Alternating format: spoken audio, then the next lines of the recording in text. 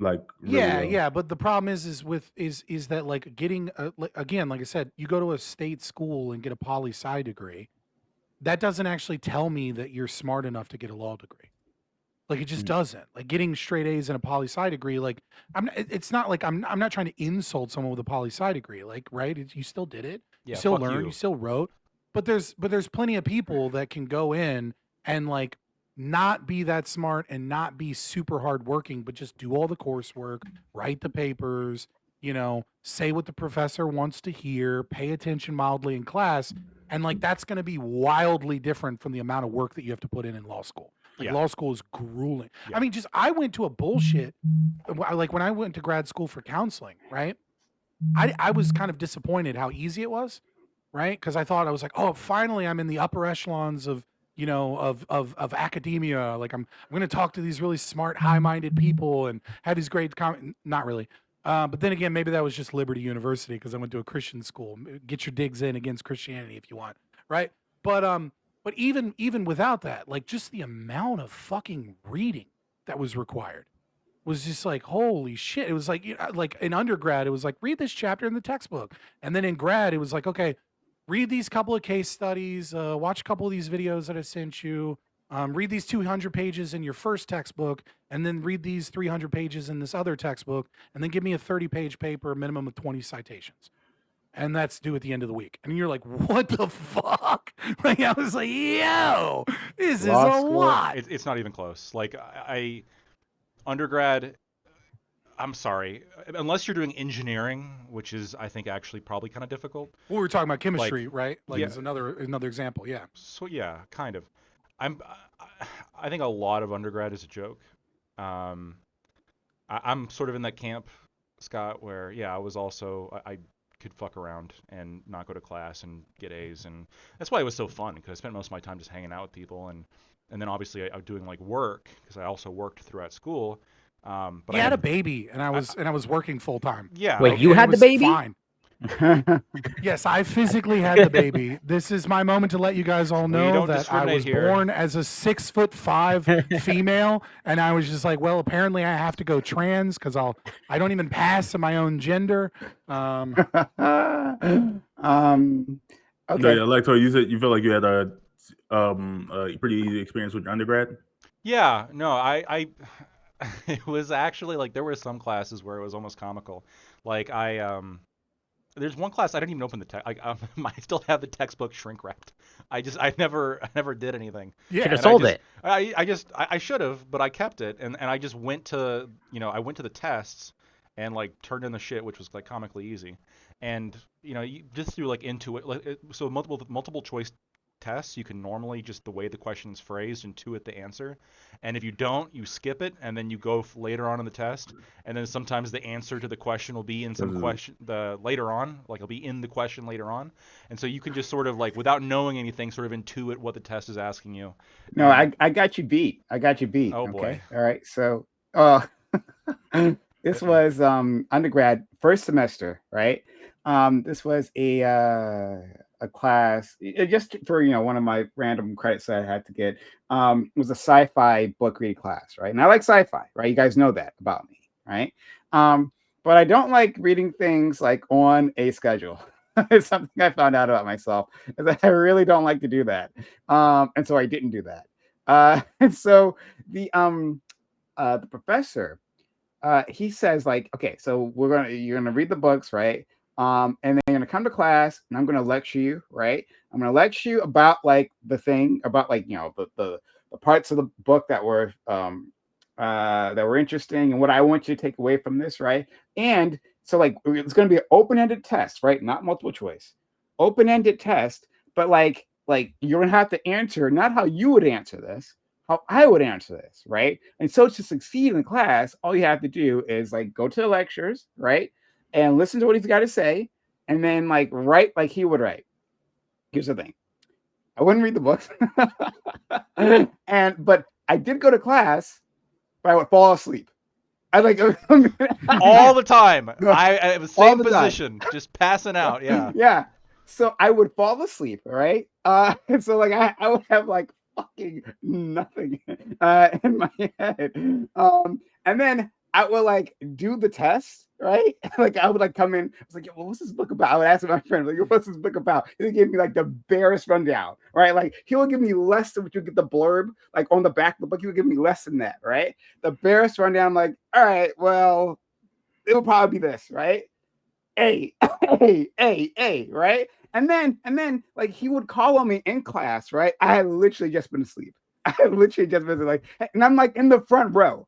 I'm in the front row. That's where I go. Why would you? You fall asleep. Why'd you choose the front row? It seems like I've done it a million times, right? But he pointed at me and he was like, "Okay, answer this question," right? Like he posed a question to me. I caught the question, right? And I'm like, da da da da da, and he's like, "No fucking lie, no lie, Lactoid," right? He stops the class. He's like, "Did you hear what Prime just said?" Perfect answer. Perfect answer.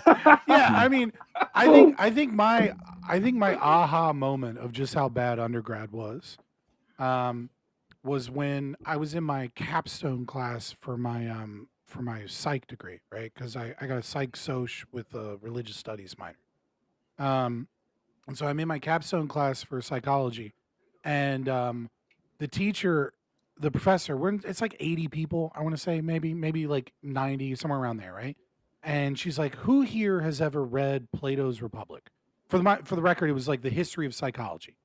And so I raised my hand, and one other guy raises his hand, and she was like, "Okay, who here has ever heard of Plato's Allegory in the Cave?"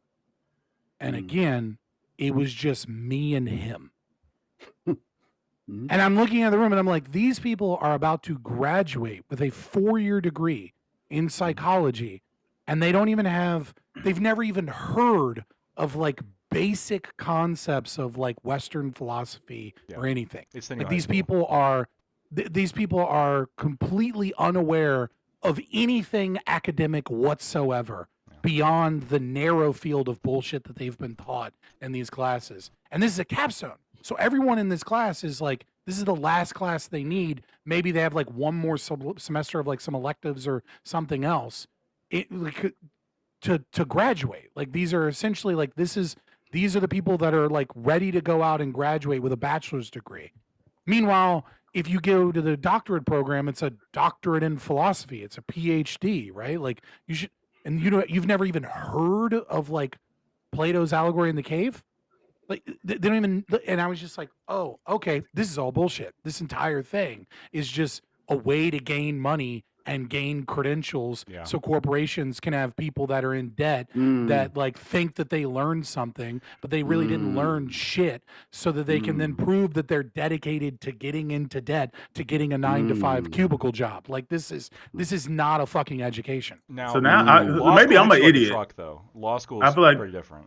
Everyone here is like, oh yeah, this was super easy. Honestly, and honestly, my undergrad was rough the entire time. It also adds in that that I was a full-time athlete, and I'm sure that probably had some factor in it. But in other ways, I feel like because I was a full-time athlete, we had mandatory study halls as well. So you think that was like, oh, you were required to study. Of course, how often were we like super diligent in there? Were you in like a really, really well-funded student athlete program, or was it like, I'm not trying to be insulting, right? I just know like there's a certain level of like requirements and resources for like D1 athletes in like the school's basketball versus like, I mean, the cricket team, you know what I mean? Like, no, I mean, I played D1 college football, like so. Okay, yeah. So that's like so you get a lot of resources, and you also get a lot of demands. Right. And you also have to spend a lot of time, right? Like you're spending a lot of time leaving. Yeah, right? I'm about to say we have a lot of meetings. We have a lot of catch up on schoolwork that you missed. You know what I mean? Like that does change things for you.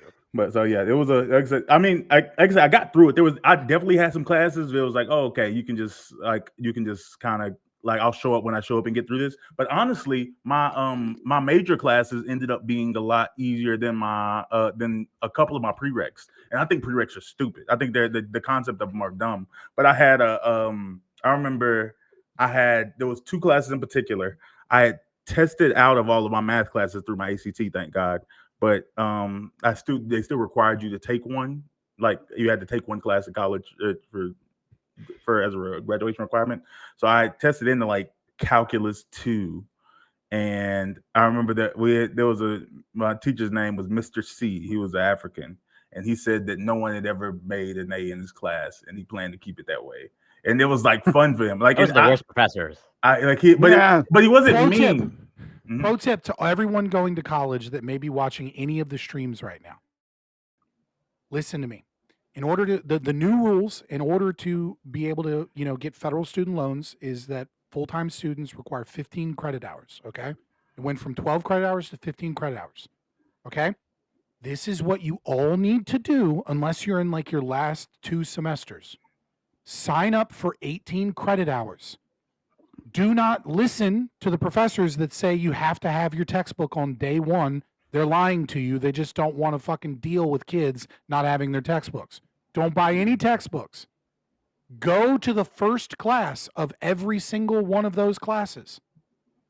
Wait until you find a teacher like Bam just described, then drop that class. Okay? You drop it after the very first day. You're not going to get charged for the class. You still have 15 credit hours. Then you go buy your textbooks, and you'll never have to deal with one of these fucking professors. It's like, I don't fucking give out A's in my class. I promise you, if you do this one little trick they don't want you to know about, I promise you, if you do this, it will significantly increase your GPA. Yeah, after my second semester, I think whenever we had to go visit our advisors or whatnot, but really I picked all my classes based off of rate my professor. It was like, oh, okay, what does rate my professor say about this teacher? Do we hate her? Do we love her? Are you there? Are they difficult? Like, and in some classes that were difficult, I really got a lot of value out of. Like, I wasn't afraid of difficult classes, but I didn't want it to be difficult for the sake of like busy work. Like I wanted people like that were actually genuinely shaping me as an adult, which I feel like college did to some degree. But everybody's experience is different. So with law school, it's the thing that sucks about it's curved. The grading's done on a curve, and so there's only so many A's that are available in each class that you can get. There's only so many B's, etc. And so it is a lot more like you can't just go like it's not like you just go in and then everyone gets an A. It's that if somebody else is doing better than you, then they're going to get the better grade and you're not. And so this kind of fosters a hyper competitive environment where it discourages people working together and it really encourages like you got to fucking work for it. And yeah, I mean it was a big change for me going from undergrad to that. What did you switch or did you complete one prior bachelor's degree before that, or like you switched in between? No, so in America you get like a 4-year degree and then you go to law school for 3 years. So overall it's 7 years. Then what was your original bachelor's degree or undergraduate degree? Political science. Yeah. Okay, in that context I can see you like literally the stereotype that Scott yes. Just described. Well, I mean, that's what I was saying. It's not really a stereotype. It was easy. It's a pathway. If you think you want to be a lawyer, typically they tell you like, oh, okay, then you go on to political science, then you go on to law school. Like I decided at the very that's last like the minute, old school way to do it. I did That's not. the old school way to do it, but that's how guidance counselors used to. Oh, you didn't know you wanted to be a lawyer? No.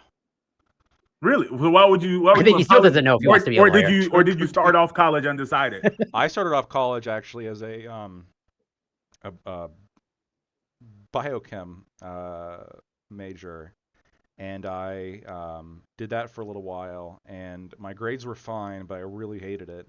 And political science was very easy, and I had a lot more time to not read.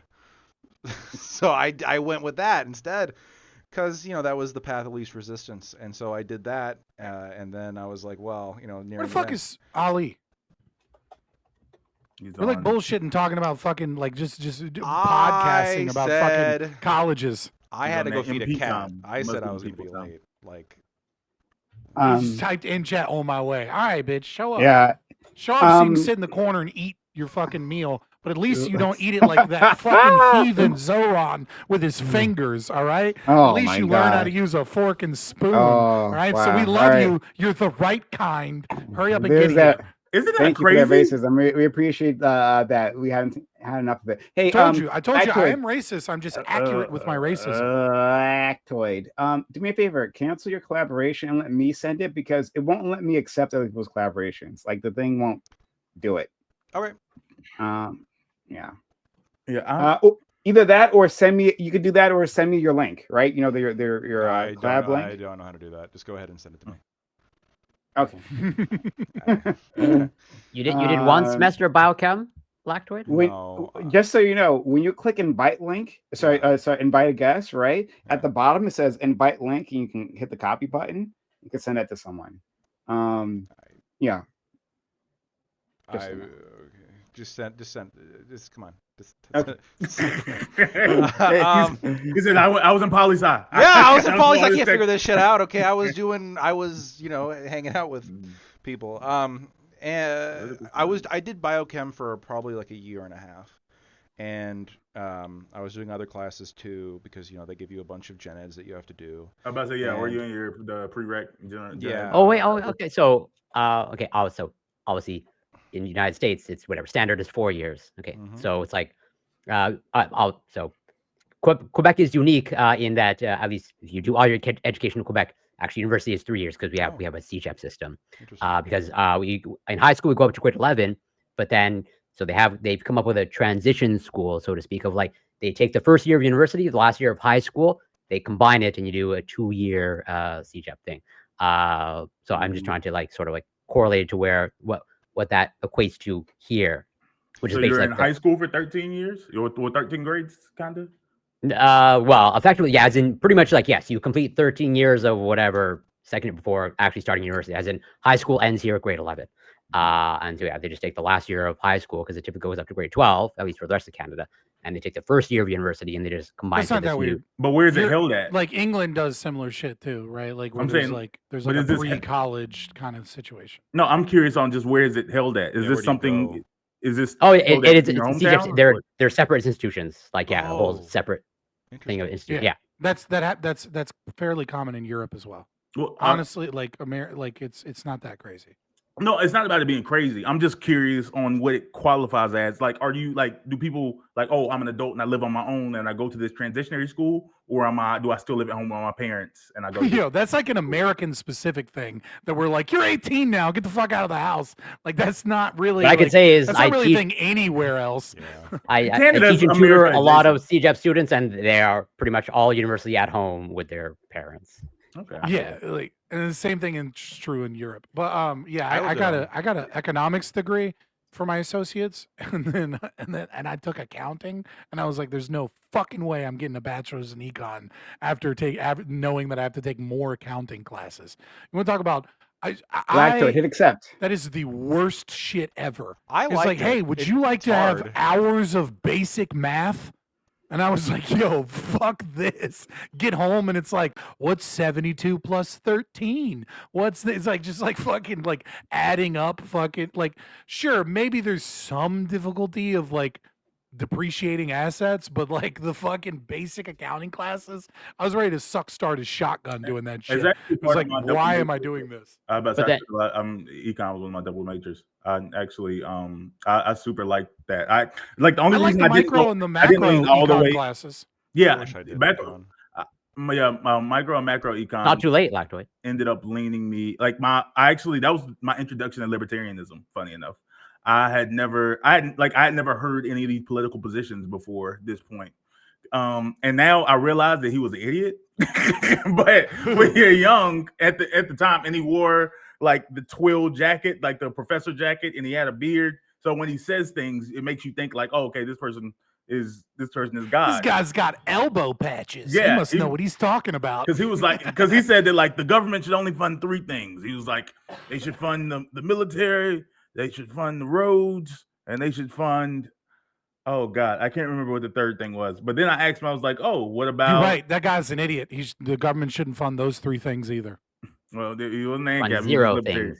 But I was like, "What about mail?" And he was like, "UPS does mail better than the post office." And I was just like, "Oh, okay." But now I realize the UPS doesn't do mail better than the post office. Do you know why? Do you know why the post office delivers letters to your house? Because So that's there their was a, job. there was a Yeah, banner. that's because they have They're No. paid to. No, so for the longest time, the postal service never delivered anything to homes or to like apartments or buildings, right? It was all you had to go to the post office to get your mail. And then an that sucks. anarcho-individualist, who's kind of the forefathers of anarcho-capitalism, Lysander Spooner, who wrote the Constitution, No Treason, Constitution, No Authority. Sorry, which is a great read, Constitution of No Authority. He started a competing business with the post office, which was did a subscription service, and then what he would do is he would go to the post office and pick up the mail on your behalf, and then take it home. And then a bunch of wealthy people and people in power that could afford this subscription service, especially, he started questioning the need for the post office because this was so efficient and the post office was like not doing this. So the government came after him, made his business illegal, and then started delivering mail to your house. So I just think that's an interesting thing that you bring up the post office when like one of the forefathers of ANCAP is actually the reason that the post office even does what it does, because they felt threatened by the efficiency of the private market. Because what if somebody lived? What if somebody lived 100 miles away at the top of a mountain? Do you think he would have paid the same subscription fee to deliver it? No, of course not. I think that's part post of the office market mechanism. Yeah, that's why it's evil. That's because it steals money from you and steals money from me, so that we can subsidize retards who live out in the middle of mountains. I don't even think to the be post able to get office their is mail for some subsidized. fucking reason. I think the post office is self-sustaining. This post office has claimed to be self-sustaining for like the last 40 fucking years, and every time we actually look into their budgets, it's a goddamn nightmare, and we realize that they're getting money from a bunch of other sources. But yes, they do supposedly gain money in that, but even still, self-sustaining is kind of funny when UPS, it's illegal for companies to compete with them in certain services, such as bills and letters and things that they're not allowed to do. Now, granted, to be fair, right, just to be fair to your argument, it's also true that companies use this, and what they'll do is they'll charge you to deliver shit, and then if you live out in the middle of nowhere, what they'll do is they'll ship it from California to the local distribution center, and then they'll drop it at a local post office so that they don't have to drive out in the middle of nowhere, because it's absurdly expensive to deliver mail to people that live out in the middle of nowhere, and then they'll make the post office do it because the post office has to, right? So like there's a give and take there on that account. But yeah, no, I think this is just another form of welfare, right? It's a form of welfare that you tax productive people so that we can make the post office a right that everybody has, and then people that live out in the middle of nowhere have to then, like, we have to service them, and we have to have people that work for the post office, driving out to deliver 15 packages a day because they're going out to the middle of fucking nowhere, when in reality, right, homes should be even cheaper out in the middle of nowhere. And one of the reasons that your home should be cheaper should be this market mechanism of like, yeah, you're probably gonna have to pay good money to get mail delivered out to the middle of nowhere. We should let the economy handle that. $10 from Alexander Wynn. Thank you for the super chat. He says, doesn't this have something to do with the fact that mailboxes are federally protected for delivery of mail? We wouldn't have the same protection any private company, right? Well, yeah. I mean, but that's kind of part of the government creating laws that make it right. Like that's the government regulation saying this is our monopoly. Only we can use this box at the side of your road, and it's illegal for FedEx to throw a letter in your fucking mailbox, right? That's the government's fault that system exists. How is that like a protection from a private company? Like, I fail to see the protection of that, unless you think there's CCTV footage and drones everywhere making sure nobody's fucking with your mailbox. I assure you there's not. That's the other thing I don't understand. Like, if you stay in, like, if anyone's lived in an apartment complex where you have like the shared mail center things, they'll definitely throw Amazon or whatever else in your box. Like, because it's that's the post office. So what's happening is very often, like so I've worked at UPS before, right? I worked in like preload and then did like driver helper and stuff. Me too. And like I was the only one not doing cocaine there working on the slide because that was an intense fucking job. Yeah, at a you get up distribution at like center. 4 a.m.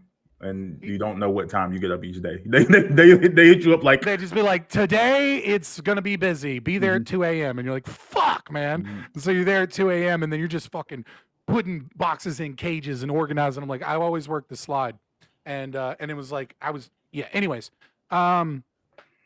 So that's a lot of times you're getting Amazon or UPS or FedEx things that, like I said, that are going across the country to a distribution center, but then for whatever reason, their computer spits out that it's going to be cheaper or that it's going to be more efficient to just have the to pay for them to then pay the postage of the post office, but it's still going to be in that same container. But if you pay attention to like your Amazon package, it'll have like a random sticker on it or something from the post office or a scan from the post office because it's being dropped off in bulk at the post office that day.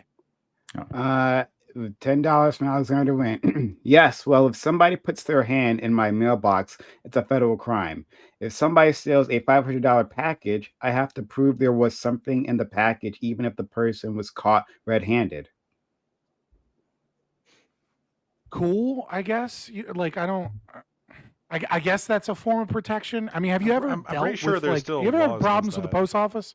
I'm pretty sure there's Like, like specific porch piracy laws in like most jurisdictions now, just because it's Yeah, I become don't such a know big where he issue. lives or what those That's local true. laws are. I but guess I don't. you know what I mean? Like maybe where he lives, you have to actually prove the value of the item, or maybe Which would be maybe crazy. where he lives, right? But maybe where he lives, the jurisdiction is like, okay, we need to prove that this is like grand theft larceny, or that it reaches a certain value dollar limit before like we put the resources to it or something. You know what I mean? Like I don't know, but Well, this is why I've traps, dealt with the traps post should be office legal. before, and they're Right. fucking horrible. Like there is a private like Traps solution should be to this. legal, for yeah, sure. Yeah. Like Yeah. you simply have enough people like rig packages to like like spikes shoot out or Explode. whatever. And exploding might be a little bit much, right? I don't want like collateral damage, but like maybe some kind of like guillotine. I don't know. Figure something out that'll actually like Just prevent a people. spike maybe Yeah, comes out spike. of their chest.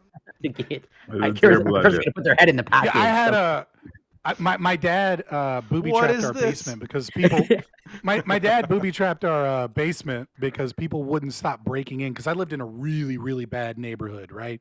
Like to describe the best way to describe my neighborhood so you know where I lived was that Gavin Newsom one moment. time no, this is just true. I grew up poor as fuck. Did you But play basketball and eat macaroni and cheese? And no, I didn't eat macaroni and cheese. I didn't play basketball. Okay, I was a nerd, but I still grew up poor. and he didn't do cocaine, at least during UPS times.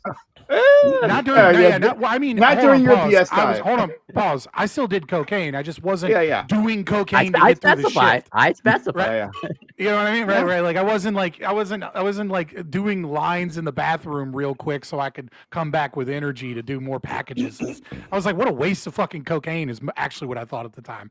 But anyways, so like in my neighborhood, like one time we had like a drive-by shooting, like like across the street, and then we called the cops, and they were like, "Was the shooting done?" And we're like, "Yeah, they left." And they're like, "Cool, well then we'll send somebody over in the morning. We don't go to your fucking neighborhood at night unless we have a bunch of cops and resources, and there's an actual present danger." Like we're like, "Well, what if someone's dying in the house?" And they're like, "We're not sending the cops to your neighborhood at nighttime. Like that's not happening. Sorry, goodbye." And I was like, "Oh, fuck!" And that was when I learned as a child that they don't necessarily have a duty to protect. But anyways, so we booby trapped our basement because people wouldn't stop stealing shit out of our basement. And right when we booby trapped our basement, my dad's Savannah monitor, which he had illegally, got too big to have in the house, so we had to like rehouse it in the basement. Which is Savannah monitor, by the way, is like the second largest lizard, just after Yeah, the Komodo That's, dragon. that's a giant mouth to feed. Yeah, well, you feed it fetal pigs, right? We would feed it like shrink wrapped fetal pigs that were dead. And so we had a Savannah monitor in the basement, and then we had the windows were rigged to like shock you with like a charger for a John boat, like trolling motor for like a boat.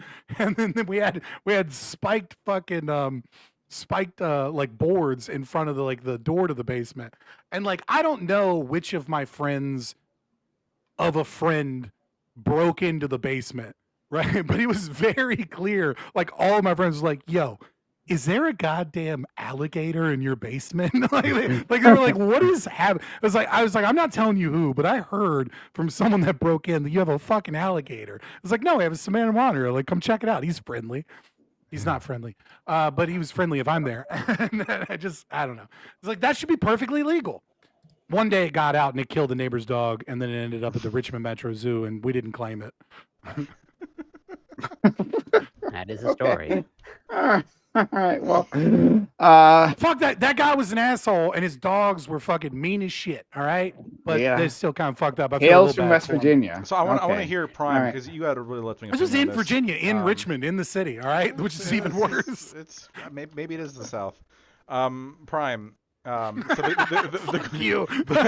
the quintessential like law school case on this trap question.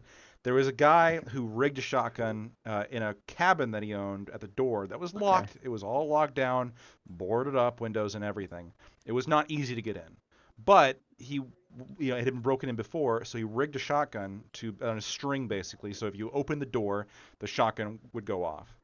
And so this guy showed up. Sorry, just to clarify, actually open the door, like turn the handle. Open the door. Okay. It wasn't just turn the handle. So like you can try to get in and it's not going to go off. You actually have to pry off the boards and actually break it in order to get it in. And so some thief did that, broke in, the shotgun went off, blew his knee out, right? He fell down screaming or whatever. And the guy got was in criminal trouble, the guy who set up the shotgun. The other guy did get a citation for theft, right? Only a citation because America or whatever. But this other guy got shot in the guy who set up the trap got in trouble. Now, Prime, let me ask you, do you think it's just that I can't, on my own property, not an attractive nuisance, not trying to get people to break in, there's warnings on the building, why can't I, just like I can keep a vicious dog or a Savannah monitor, why can't I set up a shotgun? What's wrong with that? Yeah.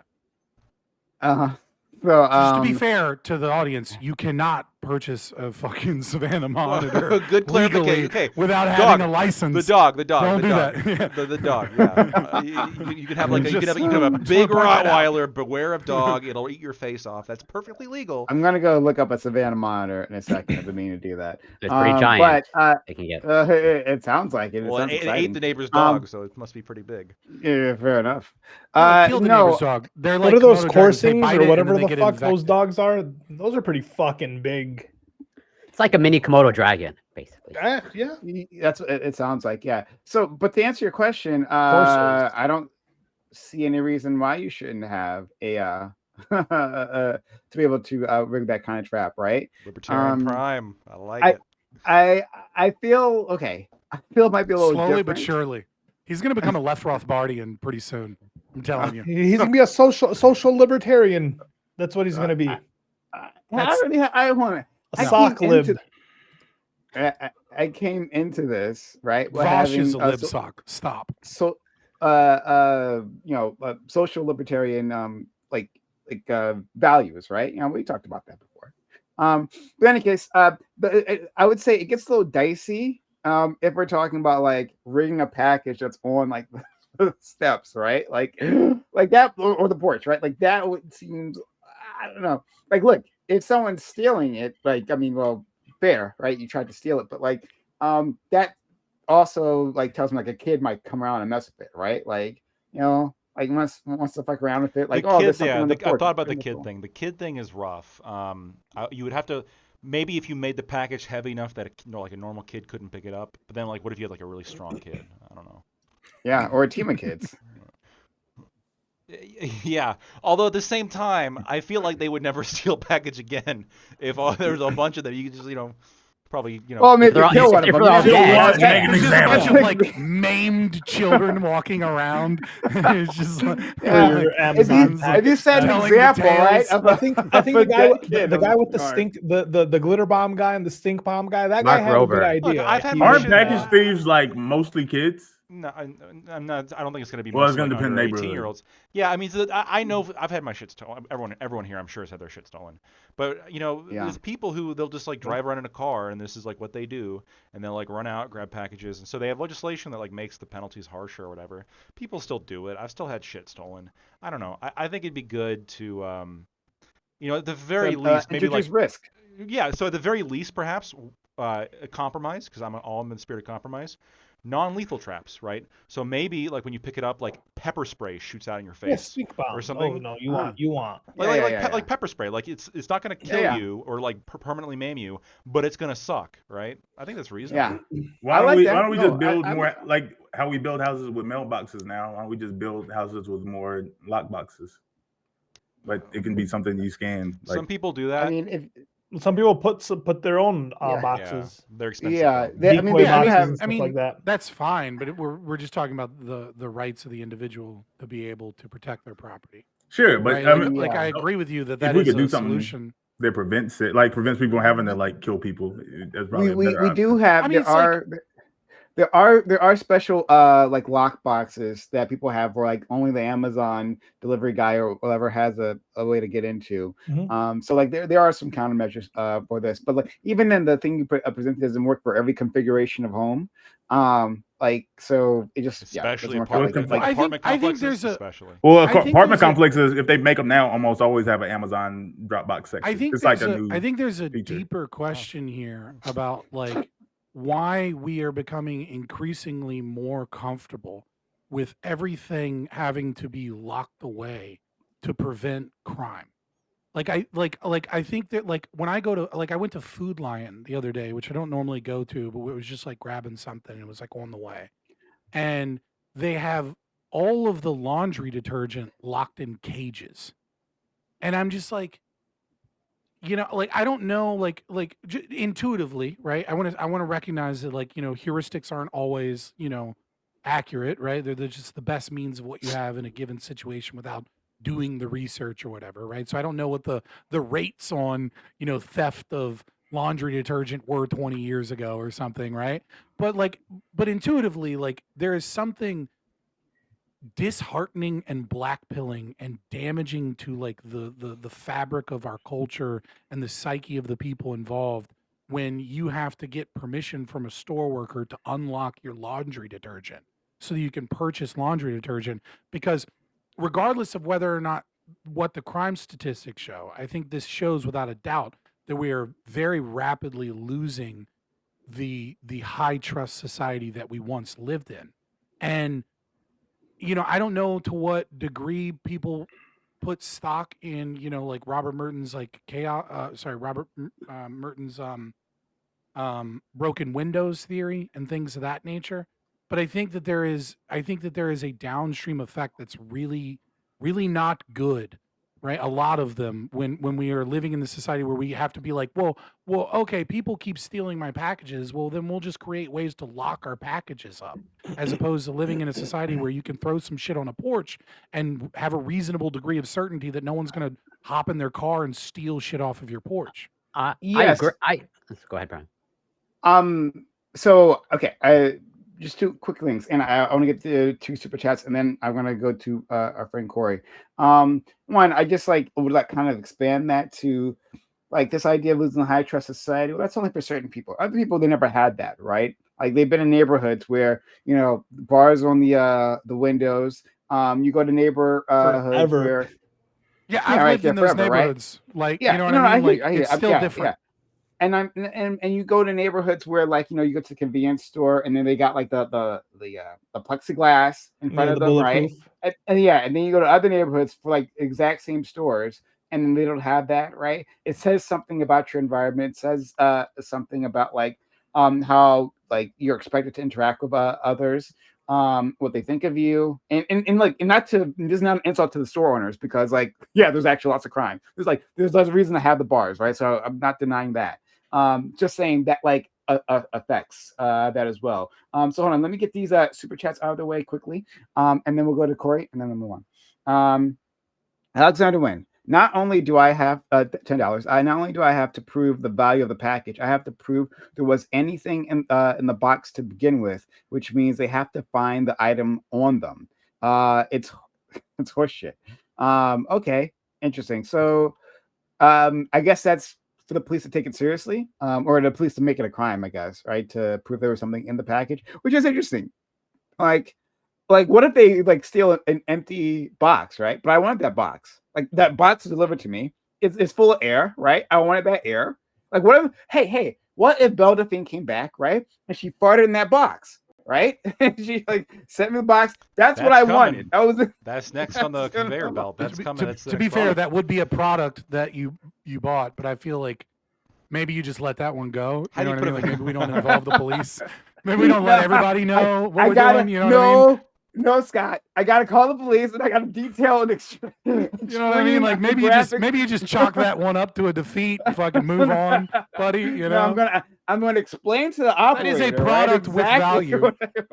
I imagine it would be a low standard of evidence, though, for at least to open an investigation. Now, them actually tracking down the person, probably not high, but like I imagine they're not. No, I've actually been mugged.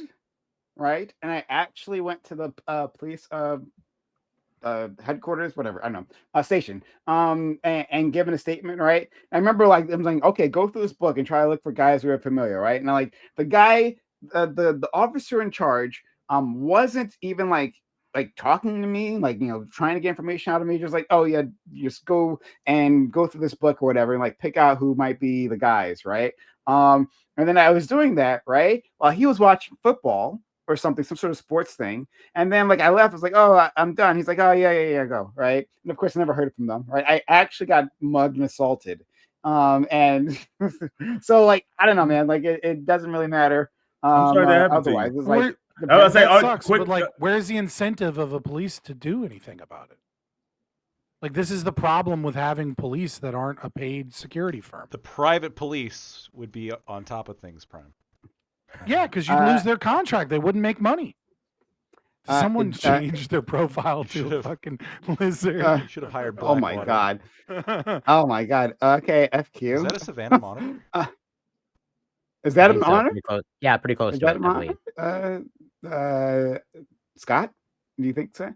Dude, this is when I was like 10, and you know, I'd have to like look. I'm not that good at like looking at pictures. Of, memories from 25 years ago.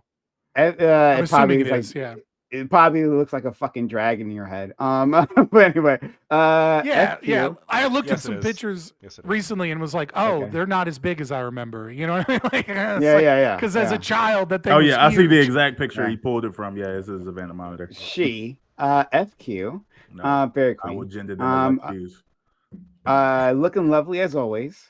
Right. Vox ran an article noting that post-COVID, streets were less crowded, making homelessness more visible, even though crime didn't increase.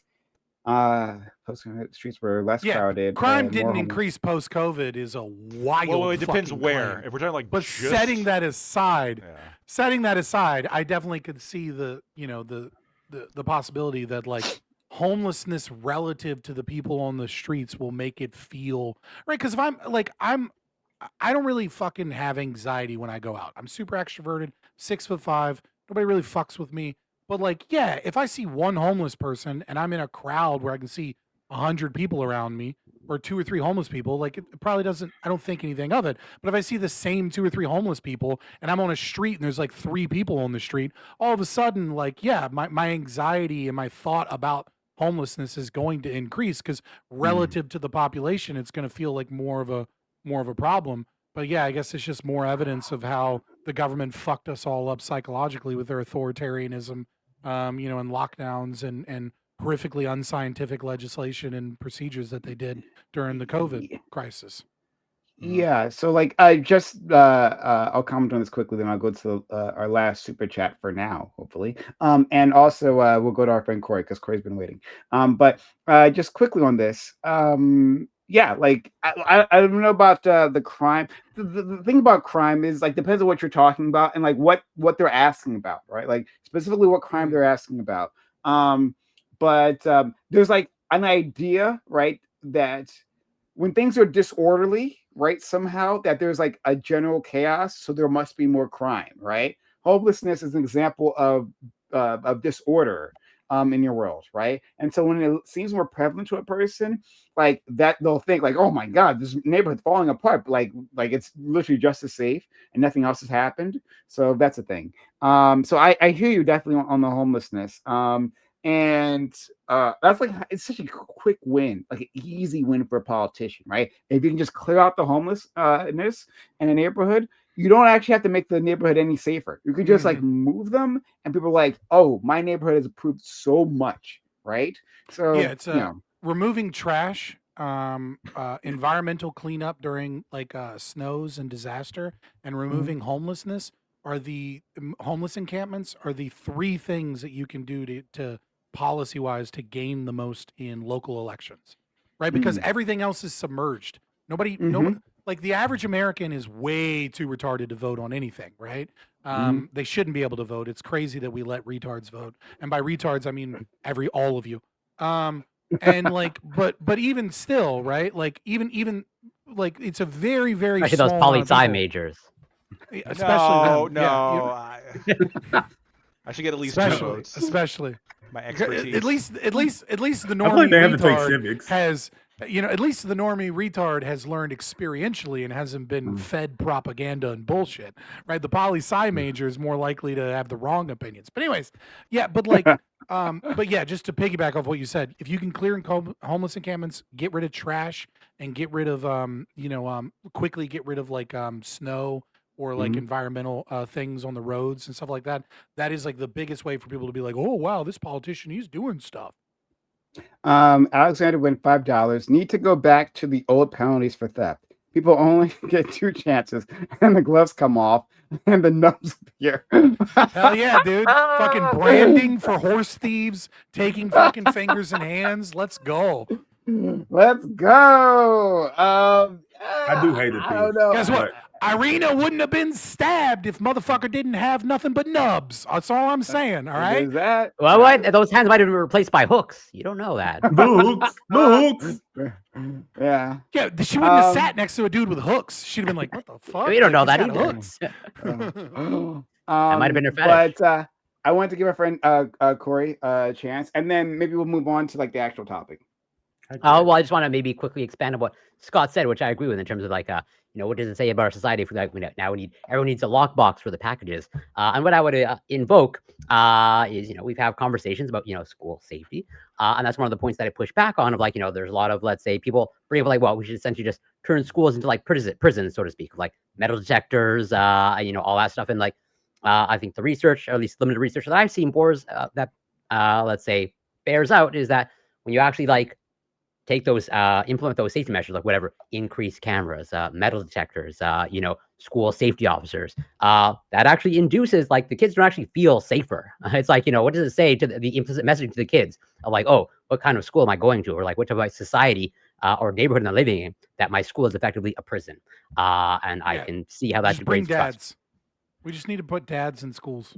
I don't know. Like it's I'm not opposed to one it. of the things that we just kind of we cover up a lot.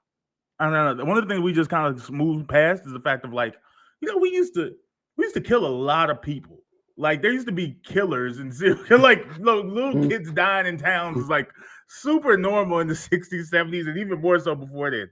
Like we do things, we make a lot of safety measures now, but I feel like we've dramatically brought down the number of people we kill as in response to it. I feel like in the old world wasn't better. Not the 60s and 70s.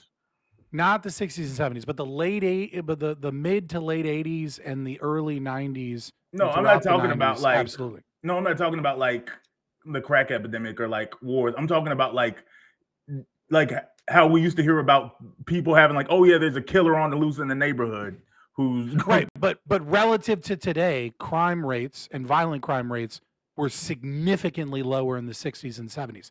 The 60s and 70s, however, is the beginning of a very large increase in crime, and therefore kind of what we're talking about here, right, is that it's all relative to what you know. So the 60s and 70s were so much significantly worse than the 40s and 50s that people began to panic and sensationalize. Also, the media started to change. Because obviously you don't have the 24 news hour cycle or anything like that, but like more and more like the shocking truth of the serial killer, yada yada. Like so it became more part of the cultural zeitgeist to talk about crime and fear and anxiety. Women started going into the workforce, right, which was probably the major cause for the satanic panic, because they're no longer home with their children. Rather, they're at work and they're having to trust their children to strangers. And they're letting their kids be raised by other people instead of raising their kids themselves. And so like while that's happening, all those natural fears and anxiety. So like, but even still, the 60s and 70s, you look at the crime rates, they're nowhere near as bad as they are today. Well, when we talk about crime rates, today is still better than like the 90s. I'm talking about like no, I think we're talking about people who are charging with murders. crime. Because I'm like, if you could say like, oh, there was low crime in the Wild West, but like that's because you solved a situation with a gun, you killed somebody, and it wasn't crime. You just like, oh, they figured it out. Yeah, I mean that's fair to say that like to the problem with that is that when you have a victim. And so actually the clearance rate, right, which is we have somebody locked up. Now we can say whether or not that person's innocent or guilty, we'll set that aside. But the clearance rate for violent crime has significantly decreased since the 60s and 70s. So in the 60s and 70s, we caught more murderers than we do today. I've seen the data on that. Usually we have the victim, right? I mean, obviously, people go in the national force and disappear, and we don't fucking know what happened to them. That still happens today, right? So it's not a perfect 1-to-1, but like we do have a clearance rate, and we do track clearance rates, and clearance rates were better before, even without DNA and things like that, because there was less crime and because we had smaller communities where people knew each other more. Right. And so because they know each other more. Yeah, it's like, who killed Jim? Oh, probably Dale. Dale didn't like Jim. Or maybe, right, exactly, right. Or there's like a drifter came into town. You don't hear about a drifter coming into town in 2025. But in 1962, it's like a drifter came into town. I wonder if he's got another family he's running from. You know what I mean? Like, it's a different time. But like people know when there's a unknown element entering their community. And that's part of living in a high trust society, is that people are more communicative and more engaged and know more about what's going on. It isn't necessarily or they just found the black guy. Demographic crime. Or they just, that's less common than media and activist organizations want you to believe, but it's not like it didn't happen, right? Like it's not like and it's also not like a white woman wasn't cheating on her fucking husband with a black guy and then got caught and then was like, I was fucking raped, like that happened too, right? Like, so I mean, like, but it definitely happens to a lesser degree than the last Netflix documentary we watched wants you to believe, but it did happen. Let's get started on the topic at hand. First of all, hey everyone, if you've been enjoying this content so far, a little preamble here. Consider supporting the channel. Subs to the channel, give bits or give subs on YouTube. Or sorry, Twitch. Oh my god. You think I'd get these right at one point in time, but I really can't. On Twitch, right? Twitch. Consider supporting us there. You get our emotes, get ad-free viewing, right? Now those pesky ads popping up. It's big help to the channel. So consider supporting us that way. Follow the channel if you haven't done so yet, of course, right? And same one on YouTube. Consider using super chats. We put your super chats on the screen. We'll have a conversation about them. Especially if it's a really good one. Sometimes it alters the entire discussion, as you've seen so far. So if you want to support, that's a great way of doing that, and we'll interact with you. Thank you for the kind people who've done so already. And yeah, we'll get started now. So the topic of conversation is Argentina. And oh yeah, congratulations, Scott, on Argentina. You won. I mean, I didn't win. You did it. I mean, no, you did. Just like you had the baby. I am absolutely super stoked about Javier Milei's LLA, right? La Libertad Azenza winning. What was it? Like something like 42%, which in a parliamentary or PR system, right? Like is a landslide fucking victory. For the first time in world history, the major party and the presidential power of a country will be run by libertarians. Obviously, they don't have a majority in the chair of deputies. I think believe the House of Deputies. House of Deputies. It's got a couple different names from when translating to English, but yeah. And they only have 20 out of the 72 seats in the Senate, but he has veto immunity. Argentina has a really special thing, a different thing, which I kind of like, which is Congress can overrule.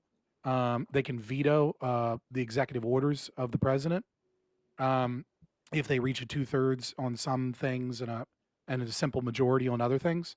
But this gives him protection from the 2/3 veto, so he can actually push through some of his executive orders. And it basically makes him impeachment immune. So hopefully we'll be able to see a lot more libertarian policies now that he doesn't have 15% of the government, but has well over a third of the government. Are you mad that he's like pussying out and taking like a socialist handout from the United States? Hold on, guys. We'll get to it. We'll get to that later, man. Give him his flowers first. Oh, that is a topic. I'm dumb. But no, good. Listen, Scott. Good for you. I'm glad I do see this as a victory for the boys. So and then Lactoid too, kind of. But all right. To be fair, LLA is probably closer to Lactoid than me. Right? I'm sorry. Finish reading the opening, Prime. Be a man. Thank you. I appreciate it. All right. So the topic today is U.S. soybean farmers are in crisis. China, the world's largest soybean importer, has bought 0 shipments since Trump imposed tariffs against them. Instead, those sales shifted to Brazil and Argentina. Farmers as a group largely voted for Trump, and Trump was extremely clear about his plans to start a massive trade war, specifically with China. Now, soybean farmers are asking for a bailout if the trade war isn't settled soon. Should voters be held responsible for their choices? What would accountability even look like? When they are hurt by the policies that were specifically part of their candidate's platform, should society be there to save them? Or do we watch as our fellow Americans suffer and accept any cascading consequences that arise? And credit to my friend Ali for getting me on this wavelength here. And just like dovetail to other things I want to talk about, because I did want to talk about the Argentina situation as well. So in case you guys haven't been following this, but I imagine many people watching have been to some extent. Soybean shipments are 0. We're like done. No more of that coming out of the U.S.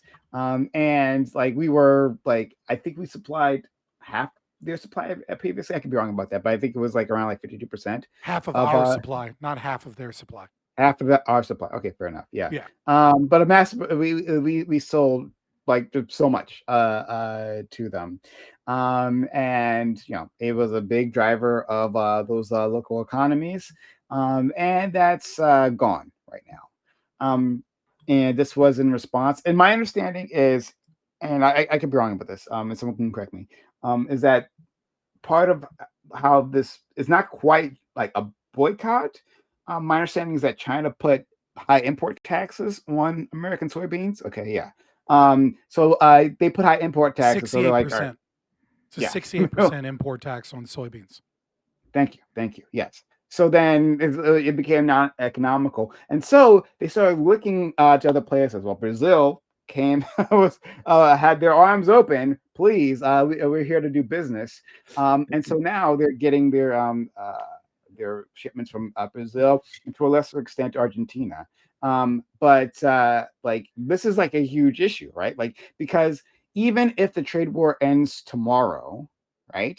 That doesn't mean those customers necessarily come back, right? Especially if it's not tomorrow and this lasts like into like the next year, right? Because if they order another shipment, well then, okay, now we've established a trade route, right? We've established trust. Like you've successfully sent me a shipment. You've established trust. Now you're my business partner. Why do I have to change back, right? It costs money to change partners and all that, right? To break those trade routes.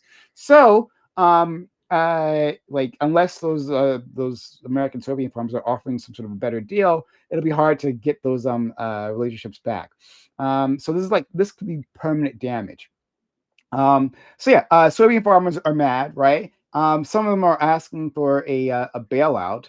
Should we do that? Should we bother with that? Because Trump was not shy about this trade war, right? He said it was coming, right? Like this, like there's other things he was quiet about. This he wasn't, right? He was very loud about this, and then and he did the thing, right? He delivered on his promise, and now these people seem to be upset about this.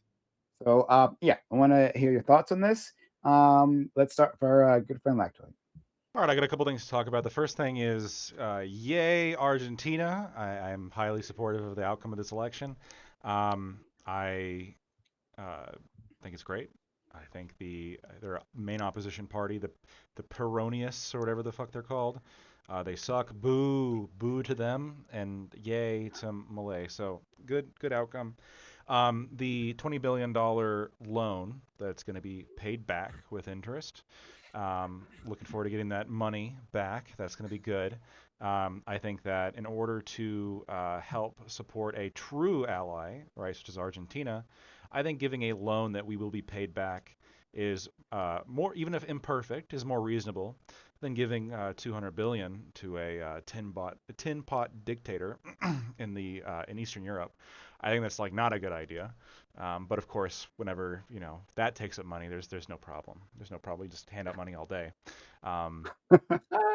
So, as to soybeans specifically, there's a couple of moving parts here. So I think that the idea that soybeans are doomed is kind of overstated, to put it mildly. So if you look at like soybean prices, they go up and down in a pretty standard way. There's not this massive collapse. In fact, they've remained. There's obviously deviances, but they've kind of remained in the same, between 10 and $17, basically between this kind of medium, going back to 2008. And then before then, they were sticking around between $10 and looks like $4 or something, and they basically stuck around like that back into 1975. If you look at soybean futures, the major drops in soybean futures was happening in 2024, before the election. So they had a massive spike following COVID, as obviously demand was much higher than supply, and now they're kind of going back down. They were lower. The future pricing was like considerably lower even in 2018 and 2019, and then obviously going back even before 2016. So to line the current state of soybeans up to any specific president or any specific policy or any specific action right now, I don't think that's super fair. As of today, soybean futures are up slightly, because there appears to maybe be a deal coming down the works, and I don't disagree that China buys a lot of soybeans, and so maybe that might increase it. But it's not like that. The actual soybean farmers or the people investing in soybeans are thinking that soybeans are done. They're doing relatively well. I guess not well, but decently right now, and better than they have in the past, even before shit like this is happening. So do I think then that the soybean farmers, we should all point and laugh at them, ha ha ha? Well, I mean, you can criticize the tariffs, that's fine, and to some extent, yeah, there's going to be like temporary price shocks that are associated with any kind of policy, and that's absolutely true for tariffs. I don't think that soybean farmers are going to be, or I don't think that it's every single time there's going to be some kind of price fluctuation to say, oh well, I bet you regret everything that you voted for now. I think that in probably 6 months, the soybeans are going to be fine. The farmers are going to go back to how they've been operating. Yeah, I think this is overstated, again, to put it mildly. Thank you. Scott, please. Yeah, so it's in the banner, but it's not really in the topic. But so I guess I'll just address it quickly. I'm sure we'll talk about it some. Hell yeah, Argentina. Super happy. Obviously, I just said that like right before the topic started. This like, I do find the way the media is reporting on Argentina to be like, and this deal to be like it's very funny how like when certain things occur, it's always convenient, especially the liberal media, where they magically become libertarian when it allows them to like attack Trump or attack the right, and then anytime it's for any of their other socialism, they're very pro-socialist. It's very funny to me, right? Because like from a strict libertarian perspective, you could say that this was a bailout for Argentina, but I challenge anyone to find a deal for currency swaps, which is what we're dealing with here, right? Reported by the media in the last 20 years as a bailout. You're not gonna fucking find. Maybe you will, right? And I'll eat crow live if you can find a currency swap being like talked about by all these media organizations as a bailout when it's not what a traditional bailout is, right? Now, obviously, Argentina did get an IMF loan. A little while ago. You could consider that a bailout. And from a strict libertarian perspective, you might consider a currency swap as a bailout. But we have a $20 billion deal. Argentina has utilized $2 billion. And what they have done is they have given $2 billion equivalent of pesos to America to hold on to, and then taken $2 billion in US dollars. And what that does is that allows America to offshore some inflation, right?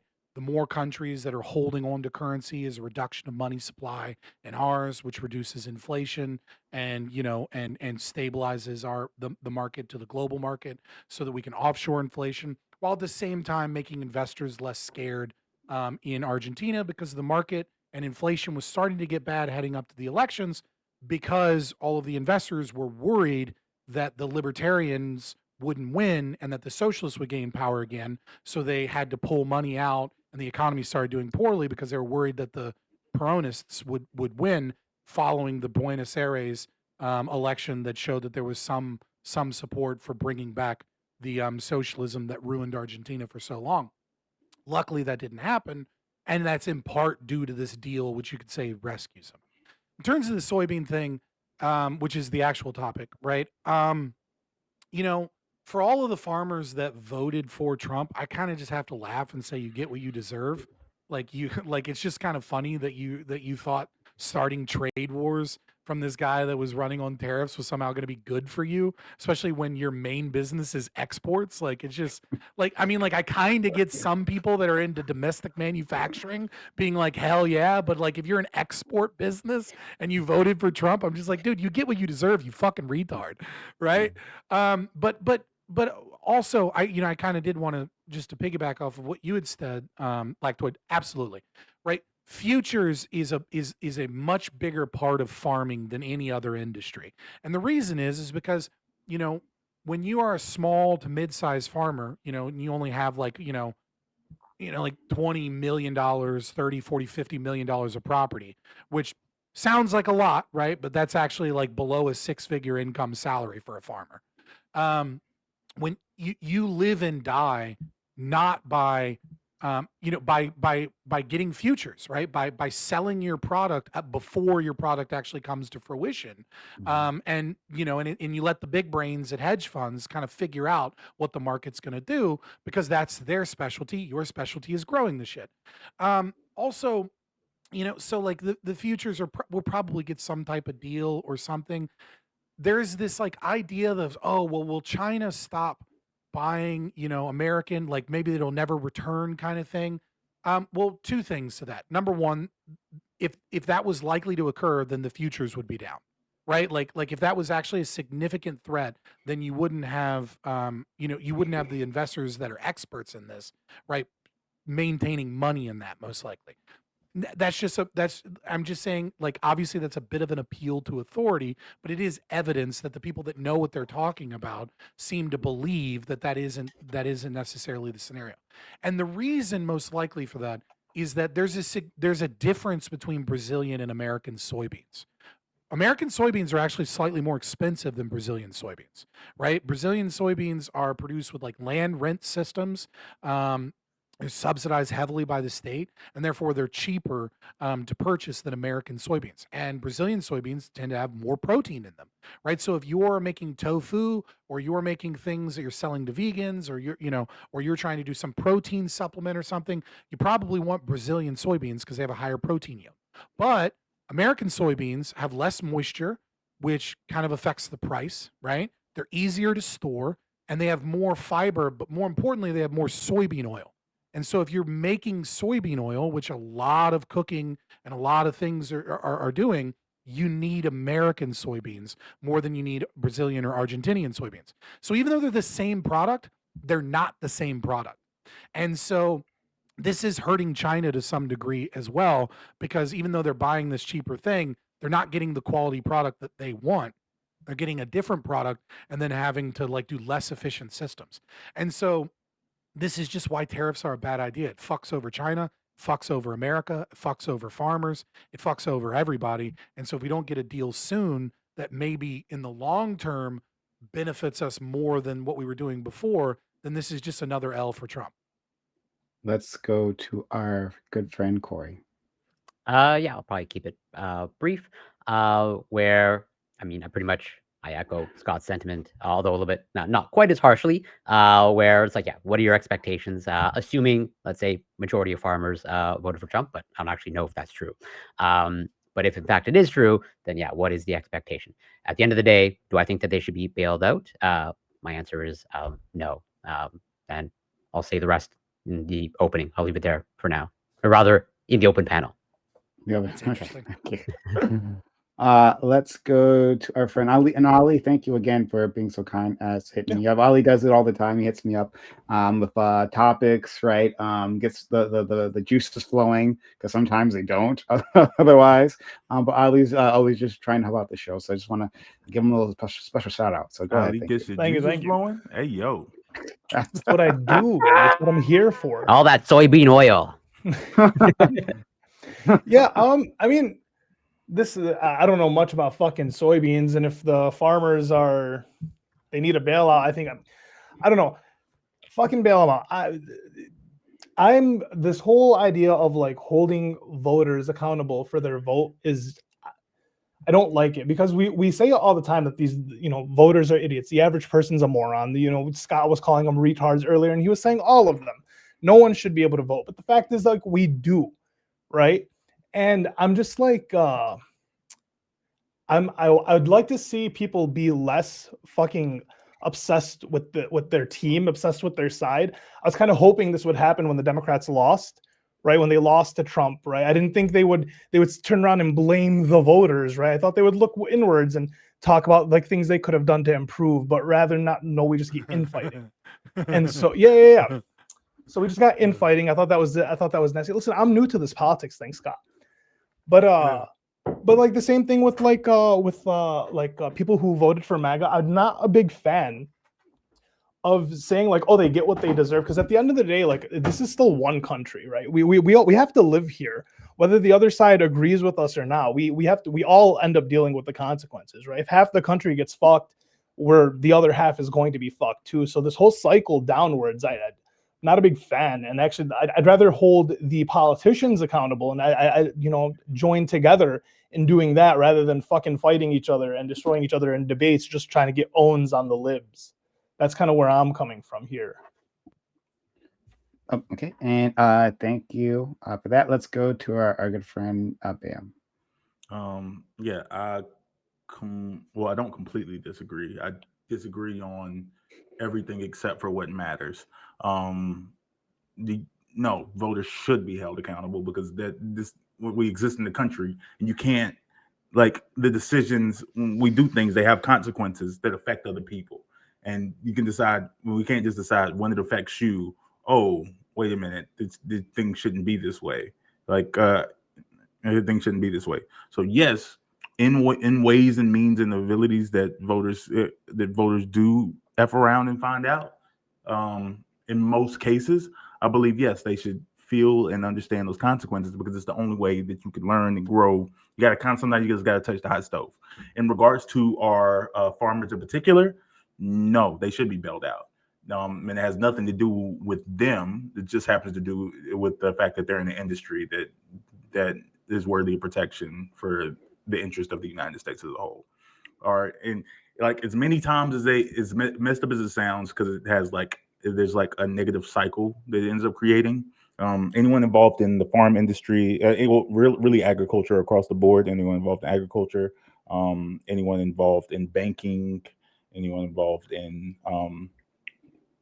let's say food production, like there's a few sectors within the United States economy. The tech industry is actually becoming one of those sectors now that the economy is so heavily based upon, and it's necessary for some of these people's self-good that it wouldn't be in anyone's interest to see them fail. So that's just a reasonable reality of it. Like, airports is another thing. You can't have airports just fail, like, because people need to travel.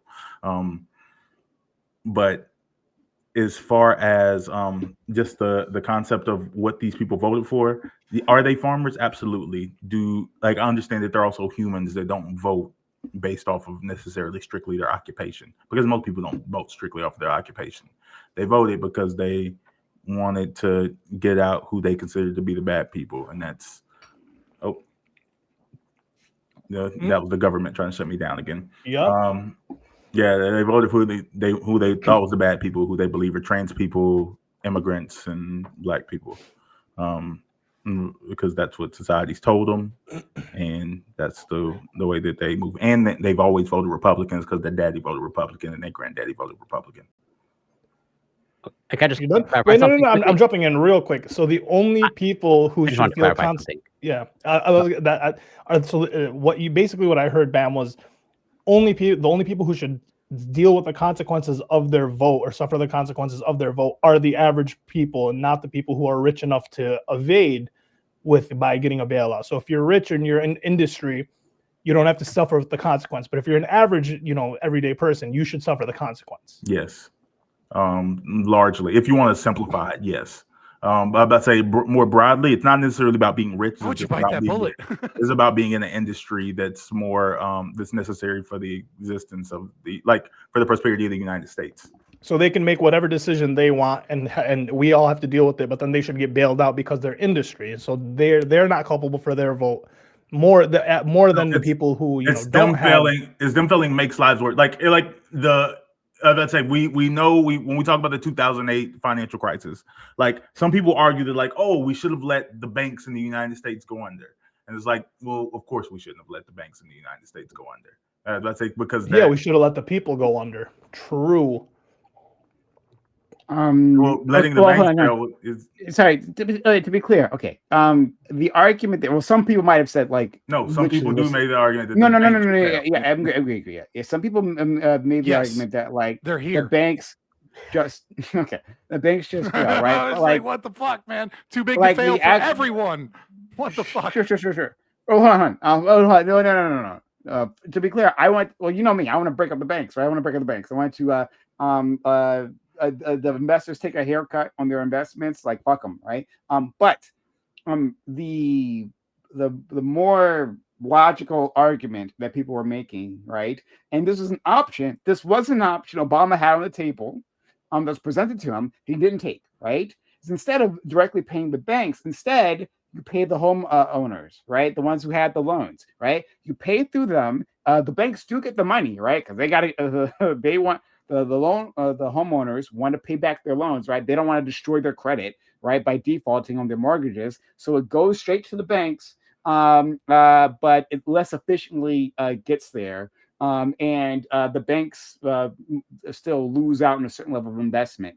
But the banks don't necessarily go under on that situation. And the homeowners, right, get to keep their homes. But they shouldn't keep their homes. That the homes, them having the homes was the problem. Well, but that's not. But someone who loves, I'm saying that they can't afford the homes is the problem. No. Today. That's a good point. No, it's not. Yeah, that's not the problem. It's actually no. Was the problem. No. The problem before was them getting the homes, right? Like the problem before is that they can afford the homes. They can't afford. The problem before 2008 was that they got the homes in the first place, right? The problem during 2008 and after was that all of a sudden all these homes are going to default, right? That's the issue. So that's the thing that we should have been trying to avoid. But why are they defaulting? And the massive economic crisis that comes when you toss like hundreds of thousands of people out of their homes all at once, right? That was the big fall. We avoided that, right? While still still gives stimulus to the banks. And then like so it stabilizes the banks and it stabilizes homeowners. It does all of that, right? But the investors aren't so happy with that, and that was a big kicks the can further down the road. The people still can. It doesn't kick the. Okay, sorry. We'll have to talk about it later. Sorry, I'm gonna. I'm not even like a right wing thing about it. I'm saying that like next month, what happens? Let me go buy this New Jersey home but the mortgage in the ghetto for $250,000. It needs $800,000. I mean, the mortgage could be paid off. So we're gonna buy everyone in the United States a home? No, not all of them, because not all of them failed. So, Prime. Can I clarify something? Just about this, like Corey was. I originally wanted to clarify something too, like 20 minutes ago. Yeah, like, you know the bailout, the 2008 bailout was a loan, right? That was paid back to the government with interest. So are the homeowners going to do that? So are the homeowners going to do that?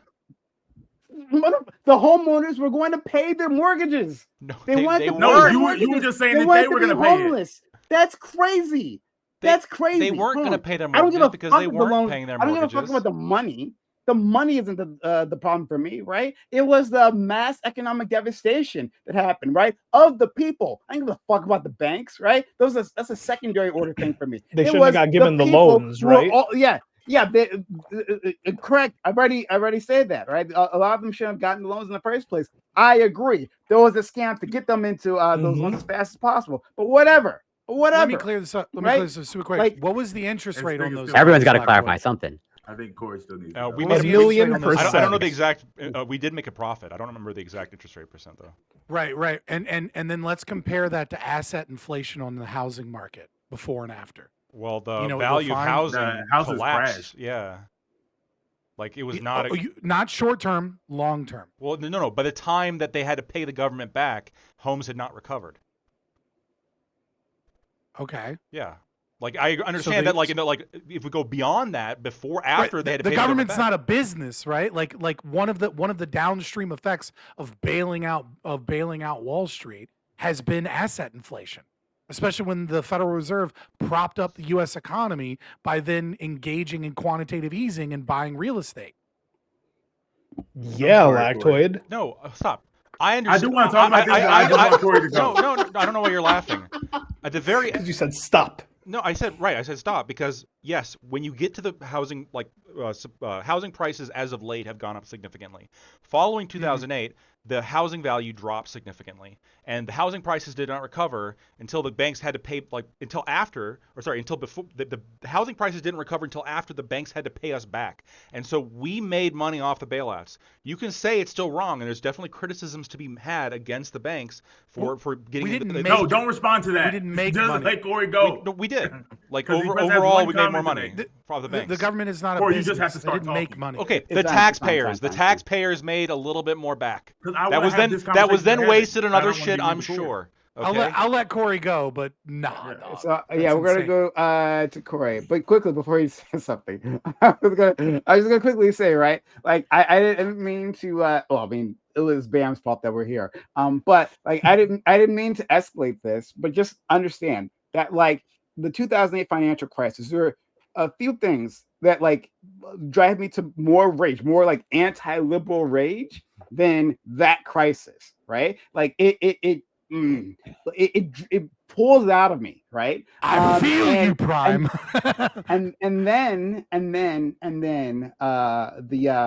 the genocide of the Gazans happened, so it got replaced. All right, let's go to our friend Corey.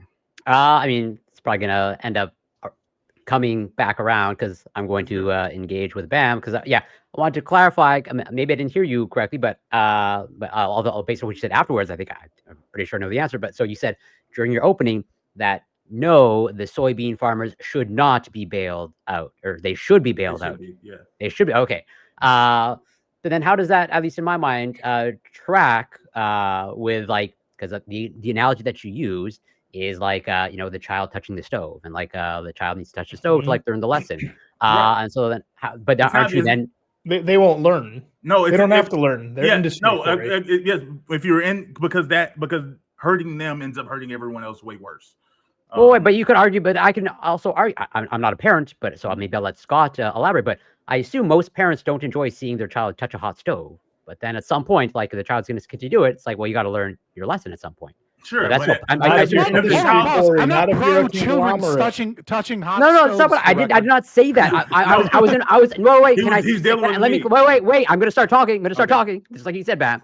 You Of should. like, I think the experience of like a parent watching their child touch a stove is painful for the parent, as they don't want to see that happen. But maybe at some point, okay, if the child is still doing it, it's like, well, they might have to learn their lesson, type of thing, even though it's going to be painful for them. Like It's a terrible analogy. Pick a new analogy. No, but it's a not. terrible No, it's not. It's a analogy. perfect analogy. The reason being, a parent may not like it, but eventually the child touches the hot stove. It's a perfect analogy. Learn a lesson, but a parent's not gonna keep letting let a kid run out in the road over and over again and say, well, eventually they got hit by a car to learn. Oh, a you lesson. think soybean farming is the analogy to a child dying? Yes, I think Okay. recovery. I think That's the disconnect recovery. Yes, I'm saying I think that support for bailouts for anyone regarding the agricultural industry is necessary because once we lose that industry, it's really hard to come back from.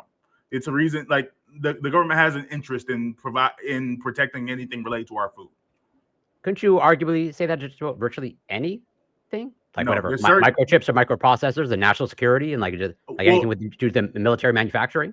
Yeah, I didn't say it was just so. He said I literally industry. yeah, I He said said all yeah, there's industry. But I you didn't could say all, extrapolate but to there's- any of like every If you industry make then. money, to if bail you're them. a grocery store owner, if you do something with like I don't know.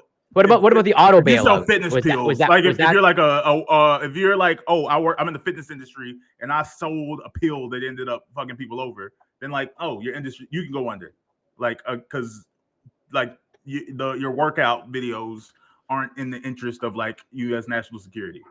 Like, there's industries that exist that as long as don't you're a need to be large bailed enough out. business, Corey, if you serve mass people, then you have to be bailed out, and you should never suffer any consequences. so like You can I suffer assume consequences, but you still should be then bailed out. that the auto bailouts you were in favor of as well. Yeah, for the most part, I would say I'm less. So when those are more related to employment, more so than like the idea of the United Americans wouldn't figure out how to have cars other places. Oh yeah, but you shutting down any industry is going to, just like with your supplement, like that's going to put people out of a job. No, it's not enough. What? They'll be fine. Oh, okay, so there's some sort It of has to be its scale. Yeah, it's going to be a scale. There's going to be a threshold. And I feel like, and I think that's like real life. The government does make decisions based off of that. I think we all subscribe to this to some extent. So this is right. Like if all defense manufacturers were going to go to business, like when global tensions were kind of high, I think you guys would want to stop that. Subscribe to what? I said like global. PewDiePie. What? I understand the joke. Yes, we all subscribe to PewDiePie. I'm sorry. No, He's I not. don't. I think that's a joke. Subscribe to racist. Let's go. Yeah, sorry. Would you say Lacto, you all subscribe to what?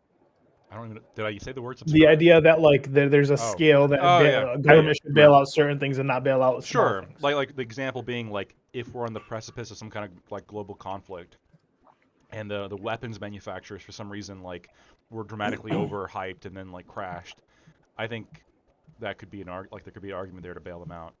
Even if they did something stupid, Yeah. like like national security would say they're like, oh, okay, well, it's probably not good to let. Bam's Even if they argument's do not, something it's not intentional. illogical. But no, even if it's like cause the argument is, yeah, like they fucked up, maybe they should be punished somehow. But like this industry is critically important for America for XYZ reason. Yeah, but are the people not So- critically so important? So like this if is, if some people the are. idea is that we What hold my voters or like question was citizens, that I've been waiting for, yeah, so go I'm ahead. just gonna go. Some people aren't. because it was actually kind of pertaining to this. Because I'm kind of actually maybe somewhat pleasantly surprised that Corey is on my side here, right? Because usually you seem to be very very okay with government stepping in to the market to regulate it for the safety and Hey, I'm with you with security IP, of people. right? Yeah. So, but I think it's very interesting here, and I think this has kind of illuminated that, right? of the contradiction that is necessary that one needs to believe, right? You need to believe in falsity and be irrational to be pro bailout of any industry. Like you cannot be a rational being and believe that. And the reason is because there is a contradiction here in the terms of like what is what is a critical job, right? Like we saw this so deeply with COVID, where everyone tried to all these different governments tried to figure out what is a necessary job, what is a critical job, what is these jobs are actually important. And I think most people notice, even if you don't have a strong understanding of economics, that every job is critical, that the economy is built upon all of the jobs in the economy, that that restaurants are critical infrastructure, right? That waitresses are critical infrastructure, because when you close down restaurants and people can't go out to eat, well, then that's less money flowing in the economy. And when there's less money flowing in the economy, guess what? Waitresses go out of business, and then they start asking for fucking welfare because they don't have any fucking job. And instead of going out and spending money and buying products and supporting other businesses and supporting other industries and having economic growth, you have people that become net negatives on the economy because they're at home, and instead of out making, instead of out increasing the number we all love, that GDP number go up, right? Instead of that, we have the exact opposite. We have government spending to subsidize them. That money comes from sectors of the economy that are supposedly critical, and we're not producing things. Everything within the economy in a capitalist economy or a capitalistic economy depends upon everything else. Every job is supporting every industry because you need money to buy things. And in order to have money to buy things, you need workers in the service industry. You need workers elsewhere. And so this idea of like this arbitrary means of like, oh, this sector of the economy is actually super important is exactly that. It's arbitrary. It is like what is happening in the soybean market is that it is responding to market manipulation from socialist policies of Donald Trump. That is what happened. Right-wing socialist and commie piece of shit Donald Trump, because that's exactly what he is he's engaging in fucking socialist disruptions of our market. The only difference is it's right-wing socialist. Maybe we'll call it I don't know, like it's focused on the nation. Maybe we'll call it like national socialist policies, right? What he is engaged in, right? And this new term I just made up, national socialist policies, right? To protect is having the exact opposite effect. It's not positive to the things. And then bailouts is like, well, then let's do another socialist policy, steal from other sectors of the economy. It's like, yes, it is. It's absolutely true that our agriculture is a big part of our economy.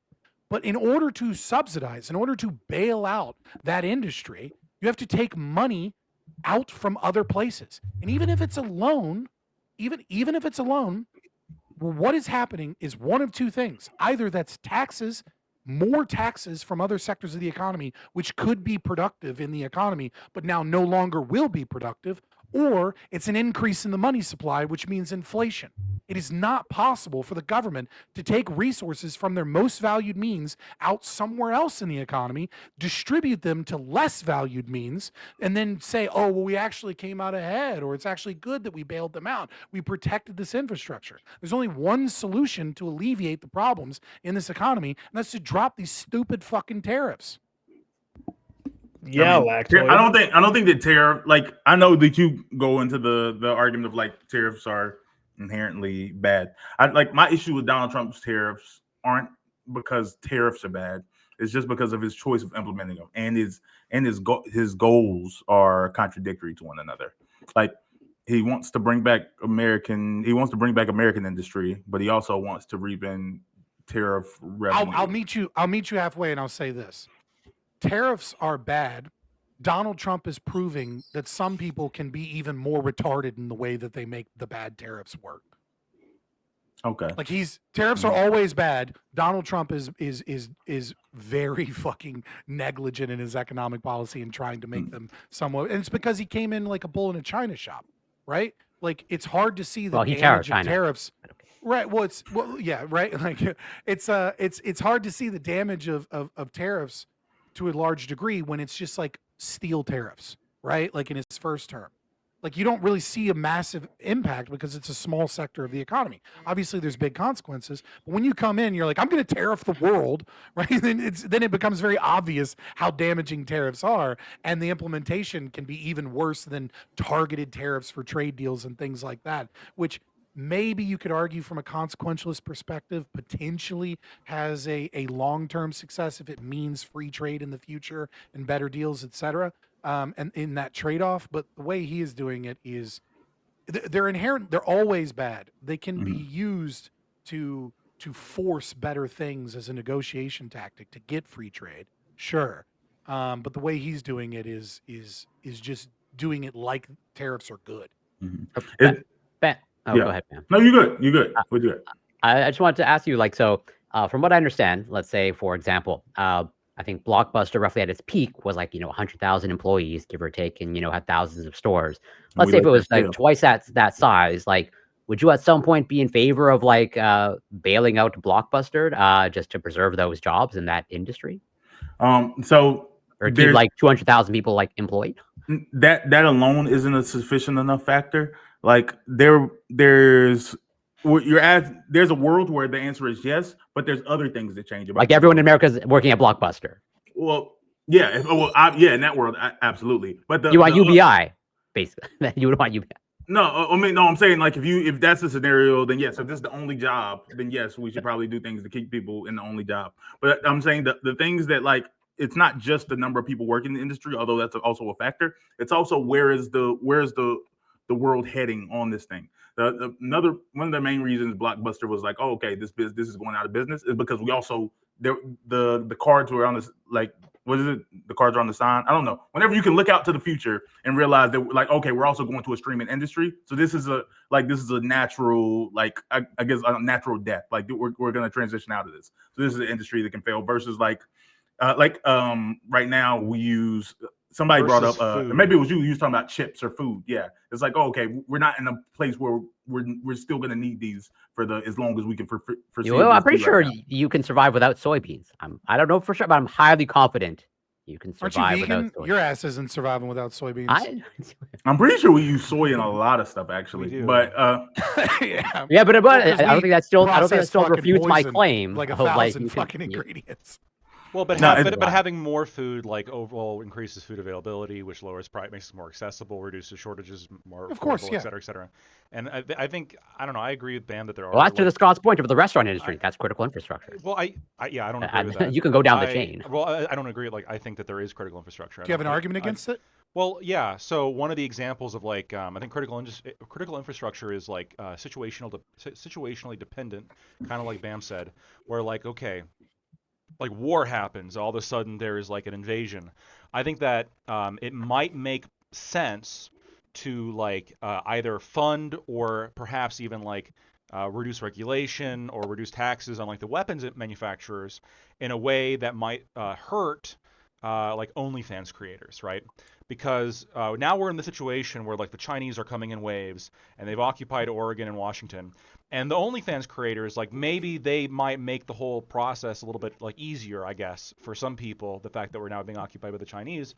But I think the focus of the nation, like the critical focus should be defending ourselves against like the Chinese. And so you would want to give advantages. Right, but do you have an argument against what I said? You haven't made an argument against what I said so far. I did. Sometimes you've just given vibes. No, this is not vibes. Sometimes situations arise where you have to give advantages. I felt vibes, Lactoid, just FYI. Hella vibes. My argument is this. I'll clean up my argument so that you can make an argument against it. Hold on, let me finish real quick.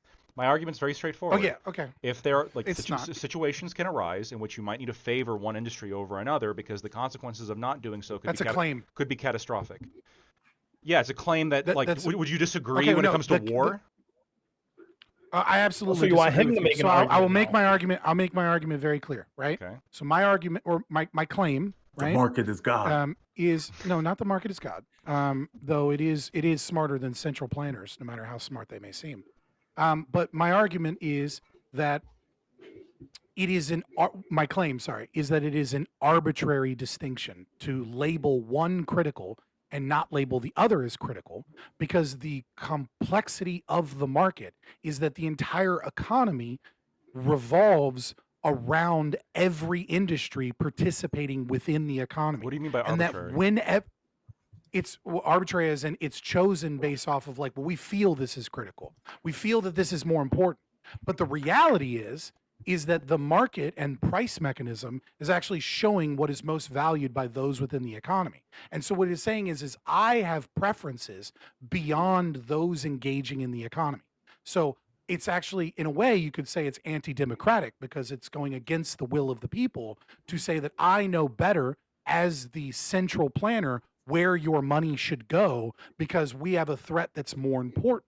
Whereas you give like a kind of like an example, which is fair, right? To say like, well, what if China invaded or something? And it's like, well, how much of our economy should be going towards OnlyFans?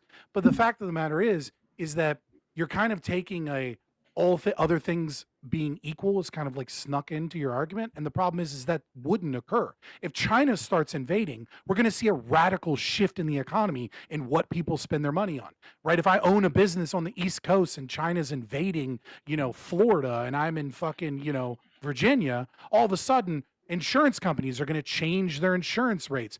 Different businesses are going to change how they defend themselves. Different people are going. The economy is going to shift based upon what is occurring. What if the market isn't that what fast? is occurring? Hold on. Market is faster than the government. No, we can't.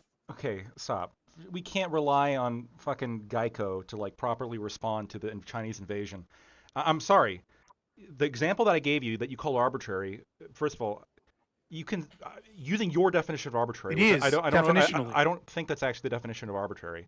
But going off of your definition of arbitrary, what we're saying is yes, we do feel as though as is the case with all policy, right? We do feel as though there is a certain importance of defending our country against the Chinese invasion that perhaps some large group of the market might not see. Or perhaps they see it and they might like tacitly acknowledge it, but they're not actually going to operate that way in a market way. They're instead of like donating to the U.S. military, they are going to go on OnlyFans because it's more immediate. Maybe they're going to buy cigarettes because they're addicted. Maybe they're going to buy alcohol because they're addicted. Maybe they're going to purchase products that satisfy some kind of market need that they have that won't satisfy what BAM is like a critical situation of the Chinese are fucking invading. Yeah, I agree with you, but the problem is that the argument you're making can be used for any government intervention into the market, period. Every single socialist policy, I can repeat your argument back to you, and it's the exact same reasoning. And that's why it's arbitrary, because in your mind, you're like, well, an invasion of China is actually so meaningfully bad that I say that socialism is actually warranted in this. Going against the people's will, going against the market is actually good with that. Right? But you could say it just as you showed in your example, you could make that argument about cigarette regulation or taxes. You can make that argument about welfare, right? You could say that it's, you can make that argument about any socialist policy. Your argument would be the same, and there would be no principal difference other than I feel that this is a worse thing. Wait a minute. Before I know you're ready to go in. Like, I just throw in another example, and then you just jump right in there. Like, I think on a day-to-day basis, I don't know how people markedly value a hospital. I don't think about hospitals on a day-to-day, and I probably wouldn't put money towards it to like personally.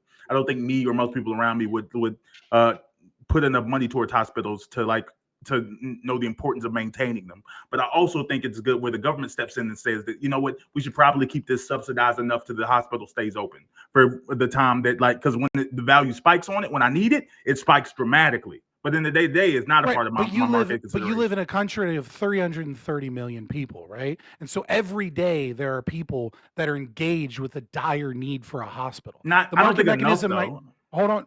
It absolutely is enough. Like, go to any emergency room at any point in time on any day. You're going to hospital in general any hospital. Have y'all ever lived in like a small? Yeah, I live in a rural area. Even in a rural area, you're still going to see. Right. And so the thing is that there are market mechanisms, and the government does step in and actually refuse to allow. So one of the things that is in like a third of the states in the country is something called a certificate of need board, where you have to go through a 2-year process to justify your right to increase hospital beds in your hospital. The government makes you spend millions of dollars, pay a bunch of We don't have to lawyers, the go specifics through of it. I was local just speaking things. to the in Right, general but what I'm idea. saying is that like it's one of the most regulated and Yeah. and subsidized industries. Yes, and if but it you're- wasn't, there just wouldn't be but hospitals. but some what places. you have stated, right? But what you have stated is kind of exactly my point. Is that the argument that Lactoid is giving, I understand it, right? I respond to don't fault you as so. a human being for thinking, we should like protect For our being or we inferior. should protect our people Yeah. when fucking China invades, right? What I'm saying is that if that is your rationale, Yeah. how is that? And then I'll let you respond here, right? Like, and this is the peak of part of the question. How is that meaningfully different than any other socialist policy where people claim crisis or people claim the need of one sector of the economy or people to be privileged against others? Yeah, because you'd have to judge it on a case by case basis, and that doesn't mean that it's like unprincipled. It means that you have like a set of principles as to like, okay, like there are XYZ consequences that can happen if this critical infrastructure fails due to XYZ, rare scenario, and this is why in this specific scenario we have to intervene. I think invasion is like the reason I use that example specifically is because it's like the ultimate. It's like the easiest to defend. It's the It's ultimate very example. obvious to It's very everybody, yeah. Like every single war ever, this has been the response of every government involved in this, which is oh shit, like we're in an existential crisis now. We can't have people like fucking around on OnlyFans anymore. They got to start making bullets. We got to start getting people like go fight. So- and so when you're saying like, well, How is it meaningfully different? it's meaningful because the consequences for one are like of a sufficient threshold in which like I think like oh shit, all of us becoming communists, maybe it's worth like decreasing the amount of OnlyFans workers. Now you're right, some communists could say like under the same kind of theory, well my threshold is way lower than yours, Lactoid, to where I think the government, like I think every industry is a critical industry to the extent like the government almost should be like involved. the thresholds Now- are arbitrary based off of your beliefs of predicting the future. Again, it's not Almost like I'm right. So arbitrary would mean that it's based without any kind of like reasoning underneath. And the reasoning underneath that I'm proposing is It's one definition of arbitrary, sure. When you If look you're at a taking definition, issue with that, that's fine. you're But when right. we talk about arbitrary measures Yes. from Is the power definition and arbitrary? government, right? Like, Yes, you're talking about. Yes, I understand. yeah, And we're you're going to using two run into different this problem. definitions, You're that's going to run. fine. Yes, you're going to run into this with anybody who isn't like a hardcore Stalinist or a hardcore ANCAP.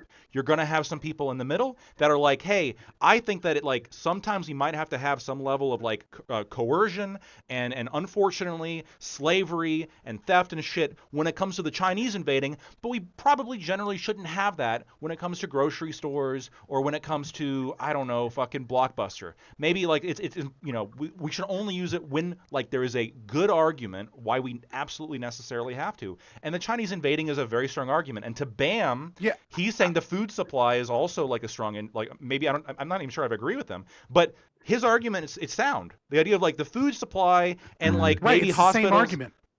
I understand, but like he's making I think a stronger case than for Blockbuster or OnlyFans models. Do you disagree? Do you Right, think that like right. the survival of our species is less dependent on like food production or I disagree. so with- isn't I there a disagree legal with the concept for, like, I you know it when I you see it? disagree with the concept that central planners are better than the market at being able to utilize and move resources, even in the supposed defense of critical infrastructure or our country.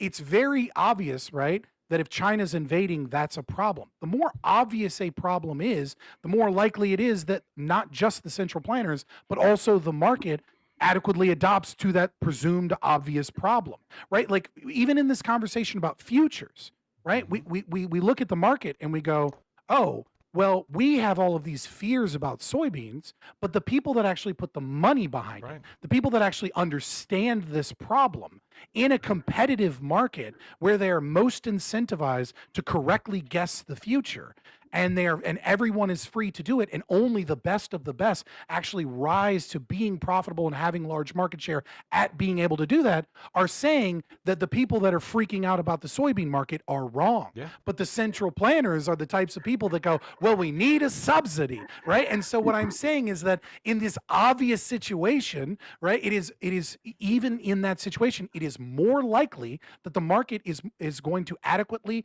and accurately respond to the threat in an efficient means, that it is authoritarian to to decide that this specific thing is actually of importance enough for us to step into the economy and stop that efficiency and stop that liberty. And that, yes, I'm saying that it is arbitrary. You're saying, well, it's not arbitrary because we have a good argument. We have a good reason. But my problem with that is that it's not a good argument and it's not a good reason, because that argument is the same argument for every socialist policy. It's only in your evaluation. Yes. This is the threshold of what is. Wait. Let me respond. It's my evaluation, but if I could guarantee you a certain outcome, I'm curious if it would be in your evaluation too. Let me propose to you: we have a Chinese invasion. Hypothetical A, we don't favor any kind of weapons industry. We don't do any kind of government intervention. And let's say the result of this is the Chinese take over and install like a Maoist puppet government in Washington, D.C., okay? Hypothetical 2 is Lactoid's argument wins. We unfortunately, we 100% taxes on OnlyFans models, and we use that to buy bullets. Socialist Lactoid. Socialist Lactoid takes over, and then we defeat the Chinese, and then go back to like a more capitalist mixed market like kind of economy, like not perfect but better than China. If this was your scenario, would you support Lactoid, or would you just, hey, we can't do it? Given your scenario, I would absolutely support your position. The problem so it's an evaluation, is, right? Well, the problem is that your scenario requires us to step out of reality, which is that all of us are able to perfectly predict the future. If I'm in a position where I can perfectly predict the future, then like, yeah, I might step in to stop that in that regard. But that you have baked in a non-reality I'll remove your it. hypothetical. Sure, I'll remove hypothetical that. doesn't engage in reality. Lactoid's bad at hypotheticals. I'm actually great at them. Yes. I will remove. It's one of the things I learned in law he's school. bad. I will remove the baked-in impossibility. Let's say that like there is a much higher possibility, like a significantly higher possibility, that the Chinese win unless we enact Lactoid's solution. War forecasters say that, and the reason it's absolutely not is because it is without a doubt one of two things are occurring. Either the market does not value the Chinese not coming in, and like they don't care that the Chinese are coming in for some reason, because they have figured out that the Chinese are actually only going to take over Florida, and what you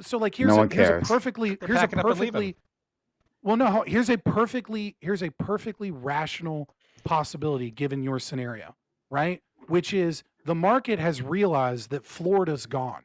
And the government is like, no, we have to protect Florida. But the market already knows that the only way to protect the rest of America is to move funds and to move the economy in a different means that actually protects the rest of America. The inefficiency of the central planner that presumes to know better than the market is the reason why we don't just lose Florida because it was inevitability, because they had so much power or whatever, but we lose Florida and we lose Louisiana and we lose Texas. Let's not put Texas in it. Texas will probably take on China by themselves, but like Louisiana and Texas and like Mississippi and Arkansas, right? And so what I am saying is that when the central planner engages in authoritarian action over what it presumes to be, the better decision, it is always less efficient than the market and the desire of the liberty of the individuals. Sure. Let me get the super chat, and then I'll go straight to you, Bam. Thank you for FQ. Says, behold, I will feed Corey and the new establishment if he begs sufficiently. And I think that picture is a vast improvement over the burqa or the niqab that she had previously. I don't know. Is that like, I'm curious if like the grain that's being held is actual soy? I actually don't know what soy looks like. Or is that corn? Those look like soybeans. Soybeans. Yeah. Are those like soybeans? Okay. Yeah, I actually don't know. Thank you, FQ, for the $5 super chat. Awfully kind of you. Thank you for the kind support. Anyone else you want to support the channel, consider you super chats as well. We'll engage with comment. We'll have a lot of fun with you. So thanks so much. All right, let's go to our friend Bam. I do have stuff I want to say to some people. Can I say one last sentence response? There is no guaranteed victory in war. That doesn't mean that sometimes that doesn't mean that we should never ever go to war. Sometimes you have to, and sometimes that's not my argument. My argument is that the state is less efficient at war than the market. Let's go to Bam. Okay. Well, I was just going to add to the idea. I think there was a Supreme Court case dealing with obscenity in movies, and I think the Like they tried to they were trying to make an effort to come up with like a perfect definition that all encompasses what is and isn't obscenity, and like looking for this exact thing. And I think they just came to a conclusion of like, you know it when you see it. And I He think regretted that that decision, by the way. The person. did he? Yeah, he did. No. I think in a lot of, it may not be perfect, but I think in a lot of areas in the world where you're trying to say like, oh, what makes the distinction here? What makes these different? How do you know this isn't just completely arbitrary? And I don't know. I think there is value. Like, oh, okay, we make decisions. Like you can call it arbitrary, but I feel like we're basing it on some information, and we know that like this is important. This feels you're basing limiting the freedom of people off of your vibes. It's a cost. It's a cost benefit. Well, are all cost benefit analyses just vibes? No, of course not. Okay, well that's what this is. This is a cost. We look at the benefit, the risk, then we make a decision. Right, but a central planner is doing a cost-benefit analysis without making murder illegal is limiting people. And so, without using the price mechanism, they're doing a cost-benefit analysis with less information, and they're doing so at the oh my God, why can I not think of the word? Expense of the market. At the expense of the liberty of the individual. Whereas the market has more information available and is preserving the liberty of the individual. I don't know if the market always has more information available, especially when it comes to like international events. An individual business, an individual person making a business decision absolutely could lack information compared to a central planner. But when you take the totality of the market and the price mechanism holds vastly more information than the state holds, and every bit of information that the state gains to try and to make an informed decision costs money in order to gain that information, and does so at a less efficient means than the market. I think this is a good place to jump in. First, maybe all these are. Sorry, I'm going full blown ANCAP, but I got mad. We were talking about too big to fail for fucking farmers, and this is kind of an econ question, all right? So like, this was expected. No worries, friend. Right? No admonitions for me yet. Maybe later. But I forget if all these are directed at Lagtwood or not. I usually write that down, but most of them are. But no, Lagtwood, right? In chat. So like this is going back to your opening statement. Mm-hmm. First of all, Viva la Libertad. Say it with your chest. Viva la Libtard. Okay. Are these really loans going to Argentina? Yeah. So this, I mean, I get it. It's structured as a loan, right? But do you have any? It's not really a loan. It's kind of yes, it's a bailout. We're getting paid It's a currency swap. We are getting paid sorry. back, I don't want. No, you're correct. I don't want to give into. We're not getting paid back. Right? We're immediately getting paid the equivalent value. Now you can make the argument that we're with losing. The interest. Right. No, it's not. If the peso tanks to zero. You can make the argument that the peso is less stable, so it's a bad deal for America and we lose money. But what is happening in a currency swap is he took $2 billion in US dollars immediately. And then America, we immediately gained $2 billion worth of pesos. It's not a loan in that regard. Yes, I know. Yes, but like, first of all, there's a repayment involved, correct? My limited research if you use the money, my limited research on this is that down the road there is going to be like a repayment one way or another. Well, I'm about to say to clear this up for you. To clear this up for you, what's happening is they're holding on to the 20 billion because their currency is unstable enough that they're believing that the other countries aren't gonna like accept peso as their repayment for their debt. So in that case, that a country says we're not accepting your currency as repayment, then they would activate the loan and use that 20 billion they would activate the currency swap. Currently, he has 2 billion, and that is just a means towards pushing towards dollarization, which he ran on, which is holding more U.S. currency and being backed by U.S. currency as opposed to, isolated with the Argentinian peso. And also, it's as Bam stated, it's a means of comfort for investment because they feel a little safer investing in the country because they know that you have some currency that isn't having runaway inflation. But of course, it all depends on the future, right? Milei brought So year-to-year inflation from 258% down to 30%. So sure, there's sure. also Hon, kind of a bet before that doing like all that, Argentina actually loses in this. Sure. Right. So, Hon, I already looked into currency swaps. So, I'm not coming into this blind. But like there is an exchange of money, right? A principal being exchanged. You're saying only 2 billion has been exchanged now, and I'm guessing 18 billion is structured in later on. And is the when they need maybe it. the thing when So they might need not it, ever right? So the use it, trigger, but he might, yeah. So the trigger would be if like a loan is refused, right? And investments refused because of the because of the weakness of the pesos, right? Then we would then send them more US dollars, and they would send us more pesos. I mean, it would be up to, sure, for all intents and purposes, maybe, but I mean it's more likely that they would do it if they felt they needed additional insurance to hedge against inflation, or maybe they needed US dollars to back an IMF loan. Like, it's a little more complicated than that. It wouldn't necessarily be like, oh, someone came for money and they won't take our pesos. That is a possibility, but there's a lot of different possibilities. Okay. But is there, okay, so I guess what my next question hinges on, is there a possibility, right?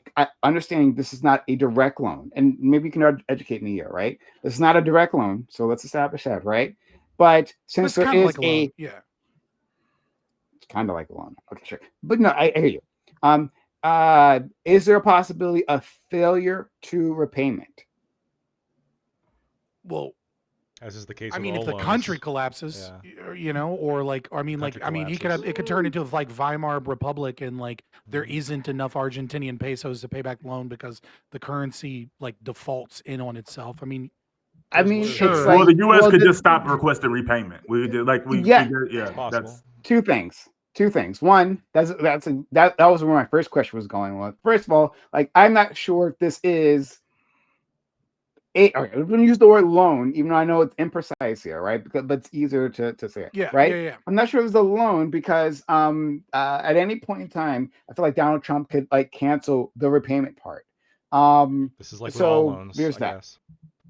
Well, even if he canceled the quote unquote repayment part, the U.S. would still be holding on to the Argentinian pesos. Those pesos would be worth still have to offload the pesos. But the pesos could be worth way worse, like less way worse. Exactly, we'd be losing money on that exchange, right? Yeah, absolutely. If like inflation got really, really bad in the country, but I mean, like you could do the same with like do the same with like the euro, right? Like you wouldn't call it a loan.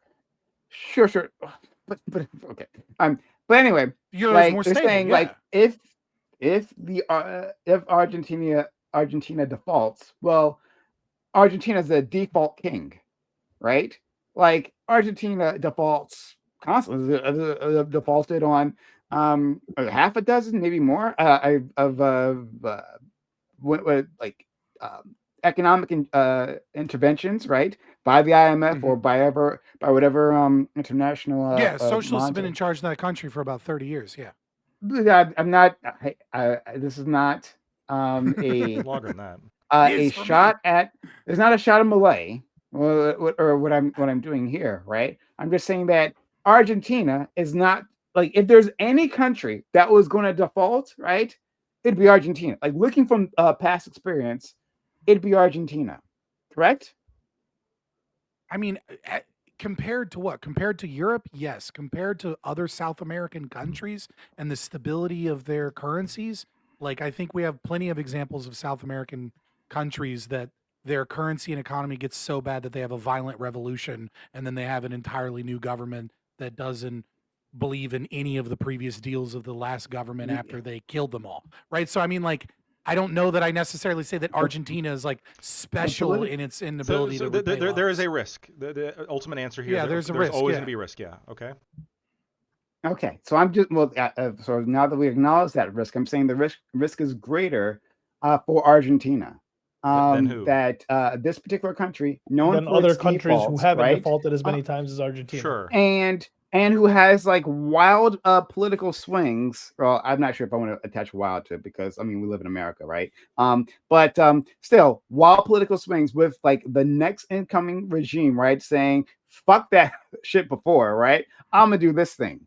So like no, that's not true. Argentina has been run by the Peronists for like majority for decades upon decades. Yeah. It's I'm only not- because of all of the collapses the and regime- failures that the No, no. libertarian movement has no. has I've surged actually so much in that country. I looked into this well quite a while ago, right? But like in Argentina, just it's like that one party has dominated, right? But that doesn't mean like their fiscal policy has all been the same, right? Like, hey, like Yeah, they've we're all swung moving from like fairly like liberal to like social democrat to like almost full blown commie to back to social democrat to like kind So of they've liberal had- left wing, right? so they haven't they've had like a had fiscal right wing policy. government in like 50 years. Fair, hear you, right? That and so I'm saying well, we live in America where we have actually harder swings in our political system. Yeah, for sure. So I'm saying that the fiscal policy like has changed from regime to regime, right? Even the regime could still be the same party, right? Like they toss someone else out because they did a bad job. New person comes in, they have a different idea, and so like loans aren't repaid or they do something that's disastrous and defaults, right? Again, I'm not even attacking Milei at this point, right? I'm just like looking at like the history of Argentina for the last 50 years. And especially us, I think the bigger issue is us giving mean, money at this scale. I'm about to say the scale we're giving it, and the idea that at the end of the day, the United States taxpayer has nothing to gain from this. At the end of the day, like we say, we're helping out an ally, but we're really helping out Trump's friend. So no, here's what's going on, right? So Milei had a local election. Obviously, it wasn't an election for him. It was, but it's kind of like like we have like this year we have governor races in like Virginia and New Jersey, right? And like so people kind of gauge the market because we have these like off-year elections, but these two states are right. So they kind of had a similar thing in Buenos Aires, and in Buenos Aires there was a shift towards the socialists again, and that is when all of the good that Milei was doing started reversing. Investors started pulling out. People started pulling out of because people hold currency, right? So the market on the Argentinian pesos started dropping. Inflation started going up. Some of the investor deals started being bad because all of the investors were worried, just like you said, that there might be another wild swing and that the socialists might come back and that there is no reason for them to be invested in that country because our country is moving away from privatization where they can make money and where they can make profit and instead going back towards the socialism where things would be nationalized, right? They wouldn't. It's not even a matter of like what level of profit. They'd make none because their business might get nationalized, things like that. And so this deal comes in part. You could say rescues Argentina, right? This deal comes in part, but these negotiations have been going on for a while. But the thing that's really important to understand here is that it's not just about Trump's relationship with Milei or Milei kissing Trump's ass, which of course Milei is a small fish in a big pond. There's another power player here that is deeply, deeply, deeply entrenched in South America, and that's BRICS. That's China. That's Brazil is a part of BRICS, right? Is that there is a fear that every country in South America is kind of like, is it going to be more of an ally towards China or is it going to be more of an ally towards the United States? And so from a like a nationalist or like imperial perspective, right? Not my libertarian perspective, right? America wants to invest in Argentina, not just because the current guy kisses Trump's ass, but because they want to make sure that their currency is tied to our currency, that there's dollarization, that there is like ownership of government bonds potentially. That's the other 20 billion is like the potential future. He's holding that as a leverage. So it's a $40 billion deal. 20 billion is a currency swap, but the other 20 billion is like a maybe we'll buy government bonds and engage in investment. It's a very big maybe. And he's dangling that over Argentina because what they're trying to do, and I don't know it's necessarily Trump's genius here or anything, right? It's probably just the administration and business, right? Like Trump is, I don't know that Trump even understands the fucking deals he signs. None of it. Right? But nevertheless, is that they're trying to ensure, look, we have this other $20 billion in investment that we may put forward in your country, but that's contingent upon the behavior of Argentina to move closer to dollarization, get closer with American corporations, be more free market, and not engage too much with China. I mean, you can say that. That's like a nice way of saying it, but I feel like it's just like Trump is clearly, in part of this administration, been on a spread of spreading sort of like MAGA values, like not just American liberal democracies, but specifically like right wing MAGA values. It's the reason why he ended up meeting with Japan's new prime minister. Like there's certain people he seems as valuable, and it's because they share in this Trump-esque. Trump is like in what way is Argentina is sharing in the American or the Trumpian MAGA values? What do you mean by that? He literally came to the administration and said he wanted to be like Trump. There's some like verbatim. There's some relationship. Yeah, right, but like I mean, the thing is that if we look at the policy, good, by the way, of Javier Milei, right, the policy is very deeply libertarian, and Trump is arguably the least libertarian president we've had in 100 years. We're not talking about economic which policy. Is why Lactoid voted for him. Very arguable. Very arguable. I don't know about that. I was like, when I speak to values, we're not. I think Scott, the capital L libertarian, would know. Yeah, he would know. Yeah. Did he increase new taxes? Did he promise that he was going to get rid of the IRS? Wait, are tariffs a tax, or not? He still overall cut taxes and reduced spending. No, he hasn't. Wait, so the debt's going to go down? Massively increased taxes. Tariffs are taxes. No, I understand tariffs are taxes, but like Lactoid just can't regret his vote. How did he reduce spending? The big beautiful bill cut spending dramatically. Dramatically is based off of I don't know about CBO that. estimations of how much Medicaid, Medicare reimbursements will be. So maybe I'll eat crow in the future and you'll be right that it's a lot bigger than I see. But in terms of actual policy that has cut actual taxes right now, Trump has massively increased taxes. I'm saying that maybe the reimbursements will come out being less. I highly doubt it. The actual legislation that was passed that was his brainchild and his baby, right? The big beautiful bill. Not his brainchild. His baby. The Heritage Foundation's And he pushed it, and there was elements in it that he absolutely backed, and it cut spending a lot, and it cut taxes a lot, and that was I understand that it cut taxes more than it cut spending, but to say that he is the least libertarian president in the past 100 years, you can't make that claim. That's an impossible claim. That's a contradictory claim. To say that something cut taxes more than it cut spending is a contradiction in terms.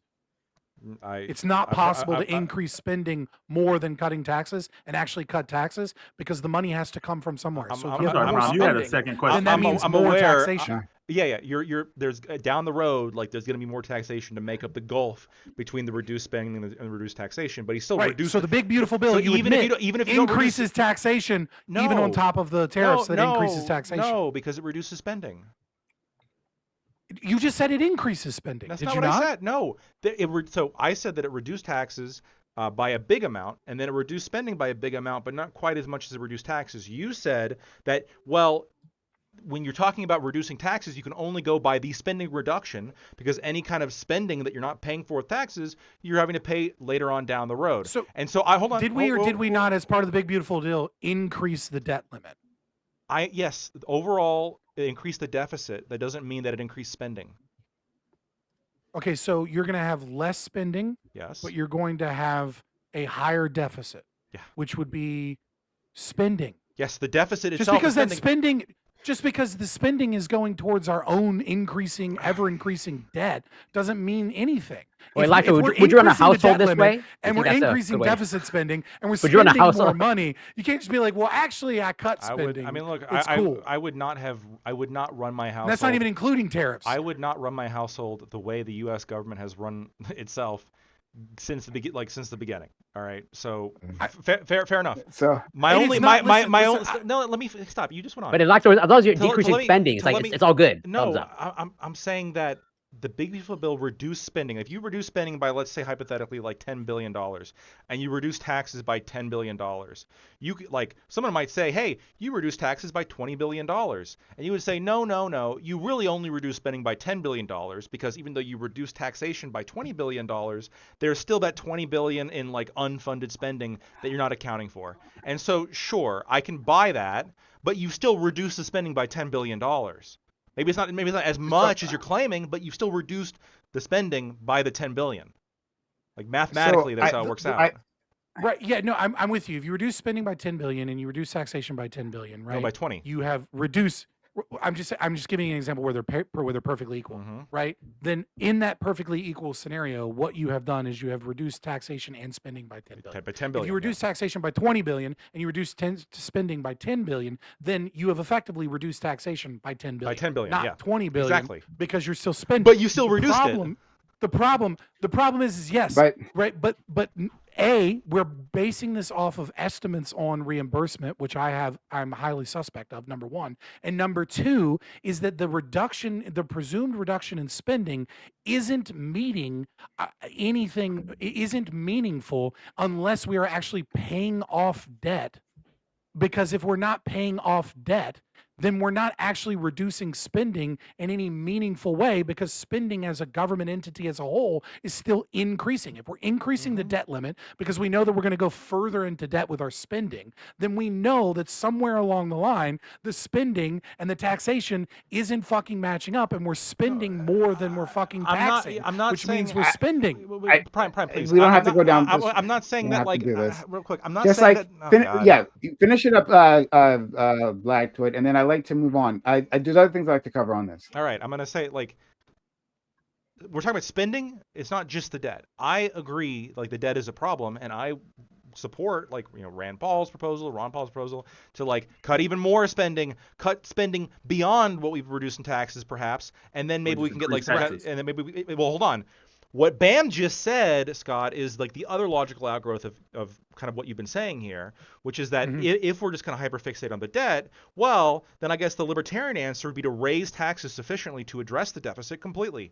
Are you in favor of that? No, the libertarian answer would be to go towards the 74% of all government spending, which is welfare and payments on the debt. And cut it.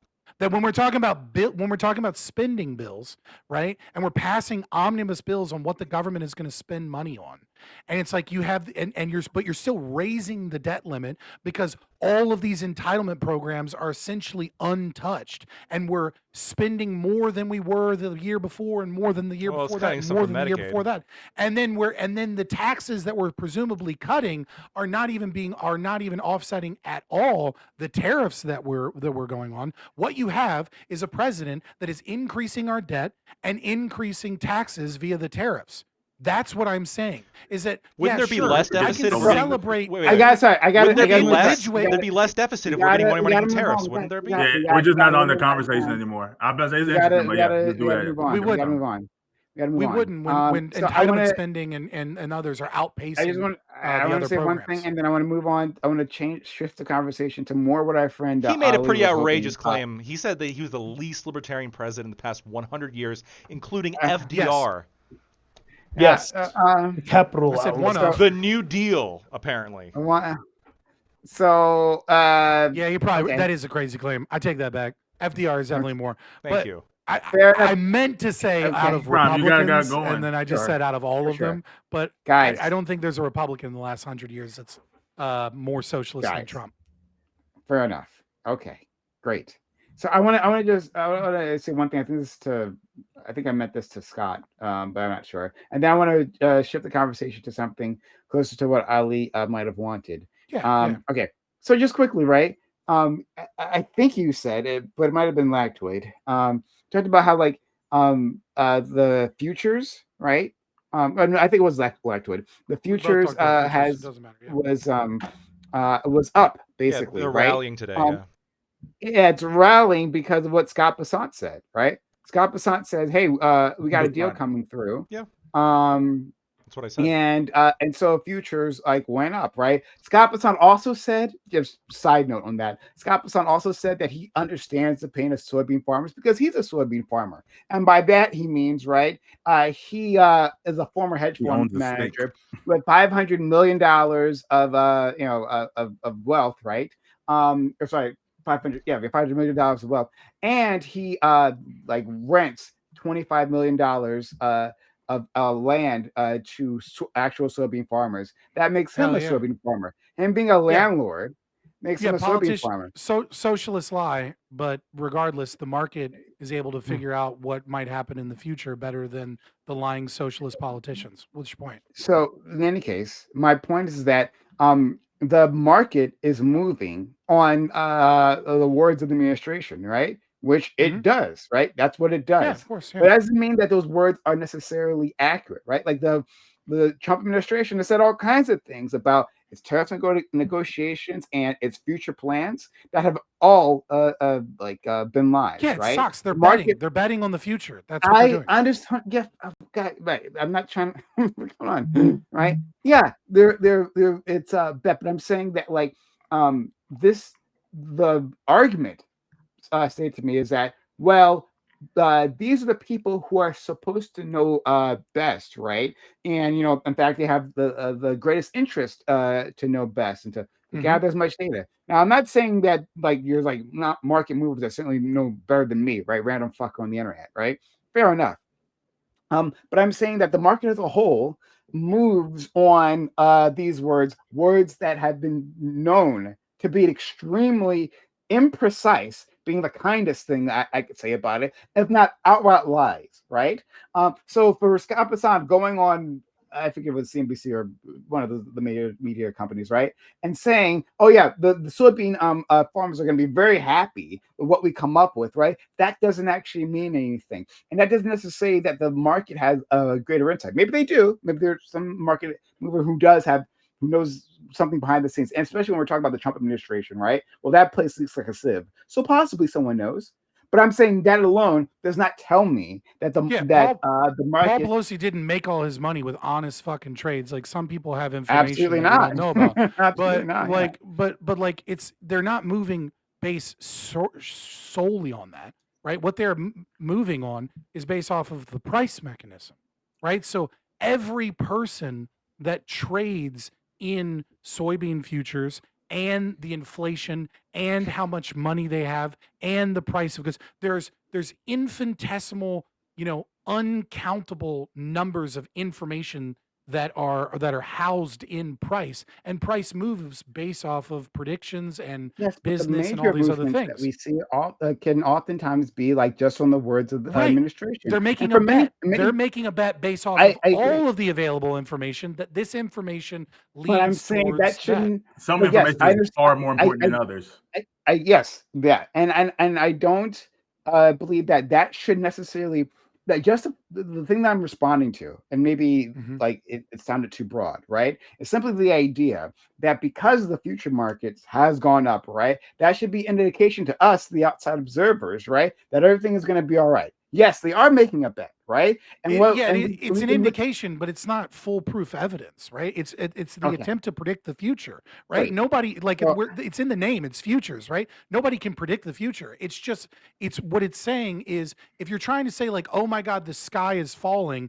I read this article and it's definitely the sky is falling, and then all of the people that are actually invested in the industry and are incentivized to know what's going on in the industry are saying the opposite, then likely we might want to look into this a little bit more, because the experts are betting against you. Sure, but you're acting like we're just paying attention to natural things in the atmosphere that are happening that they're betting on, and that everything can dramatically change on a head overnight.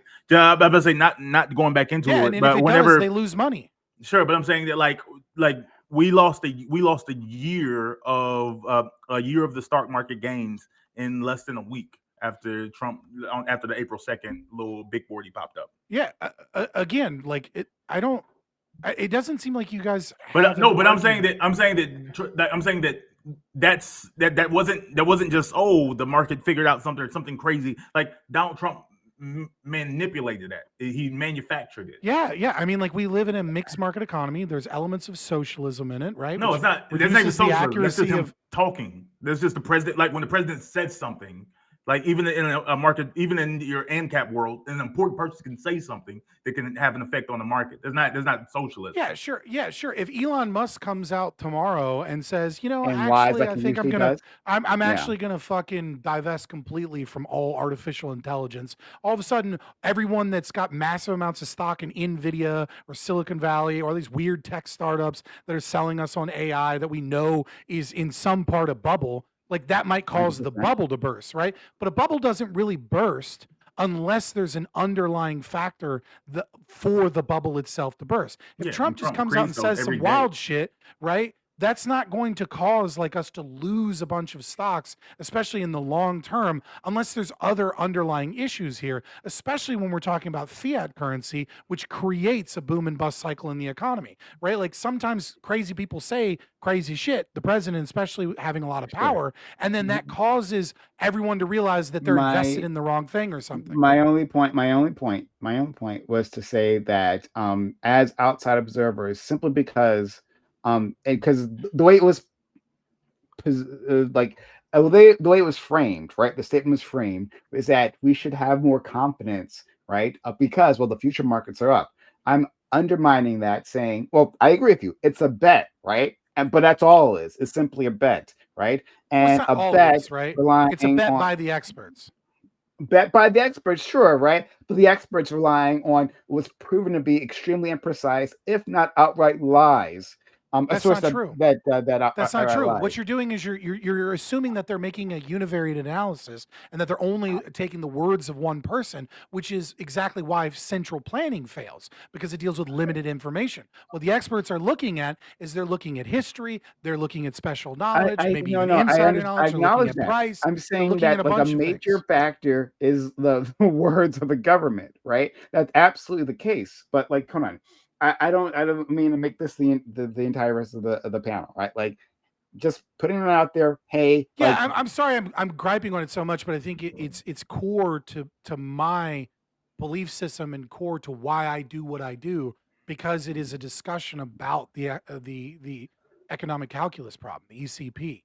And look, so like it's a core part of Austrian economics to understand the lack of information that central planners have versus the market. it wasn't a argument made in favor of central planning. That wasn't what I was doing at all. Like not even a little bit. Right, but But the okay. logic behind it is kind of what I'm getting at. Okay. All right. Let's go. All right. Ali. My friend Ali. Okay. Ali wanted to have a conversation here. Want to have a conversation about holding voters accountable, right? And we've like moved away from this. So I want to like try to work our way back. Right. Sorry. Did you want to? No, I'm saying pull us back. I agree with you. Okay, sure. Yeah. So with the time we have remaining, that's kind of where I want to like put the focus on. All right. So once again, to recenter us, we have a constituent, right? A politically influential constituent, I think we can say, right? Farmers in general in America, right? But then we can even expand it past farmers, right? And exporters in America. That's a lot of money. It's a lot of capital there. And even we were talking about domestic manufacturers, right? Like their prices have also gone up because their inputs can come from other countries, right? Or they can do a thing like the U.S. car manufacturers do when they send products over like the Canada and Mexico border multiple times before they're finished, right? And it's like tariffed each time, right? So you got a large constituent that is being fucked over by these tariffs. Scott and I are in agreement. They fucking suck. But among those, right, the money class, we can say the money class is more likely than not, right? More likely than not to be Republican. Well, like, should we, like, how do we hold this group accountable for their decision, right? I'll try to leave it as open as possible. How do we hold them to account? Does that just mean, hey, letting them fail? Or, sorry, go ahead. So what did you say? I was just saying, wasn't your opinion the opposite, that we shouldn't punish people for their votes, etc.? Well, I'm saying, like, yeah, I don't necessarily think you are supposed to hold voters accountable for their decisions. I think we should be looking at the politicians. If Trump comes in and puts in tariffs and that fucks over the soybean industry, right? And then now we're looking at the soybean industry like they're asking for a subsidy, right? Rather than being frustrated with the farmers or the voters who got duped into voting for this, right? I do think like you get convinced into your vote, right? I think you should be it should be more looking towards like Trump or the people who put in these tariffs to be held accountable, rather than us looking at the soybean farmers saying, well, you get your just desserts. Sucks to be you. You voted for Trump. I don't think that's a good way to run a country. I don't think it's a good way to function as a country, as a people. So then, to clarify, Ali, like you're also like before you clarify, let me I want to throw this out, super chat out. Thank you for the real FQ, right? What is this big beautiful bill you speak of? Monfont, I don't know. Let me give you a phrase. I don't know that you can actually have that on the screen. No, I don't know. It's whatever. It's too late. Manuel Philip Rubov. El Trabajo Libera. I don't know what is this? He's just translating "work will set you free," which is what was at the Auschwitz as a joke towards the Jews when they would like make them grab like grain and then like walk with a sack from one end to the other and then say, "See, aren't you free now? Like work will set you free." Thanks, FQ, for a lighthearted joke. Lighten the mood. I don't know Twitch's policy on that specifically, but that might find out. I guess. But I mean, it wasn't on purpose. You know what I mean? I get it. I was like, maybe I don't know, maybe not show that one on screen. Okay. Well, thank you, FQ, for that. Shout out to FQ for the super chat. All right. Sorry, Craig, I didn't mean to interrupt. That's okay. Yeah. I'm used to it. But so Ali, like you're also with BAM of like the soybean farmers should be bailed out if needed or necessary. I mean, yeah, I'm relatively pro bailing out like large corporations if it's needed, right? If they didn't fail due to their own incompetence, right? If like the tariffs are the reason that the soybean farmers are getting fucked over, right? If the government had its hand in destroying the company, potentially that corporation, then I believe the bailout should happen. But if it's like due to its own incompetence, then no. Well, then okay. So I'm curious. That's not a fact. Yeah, it makes sense to me, at least cognitively. Yeah, I think.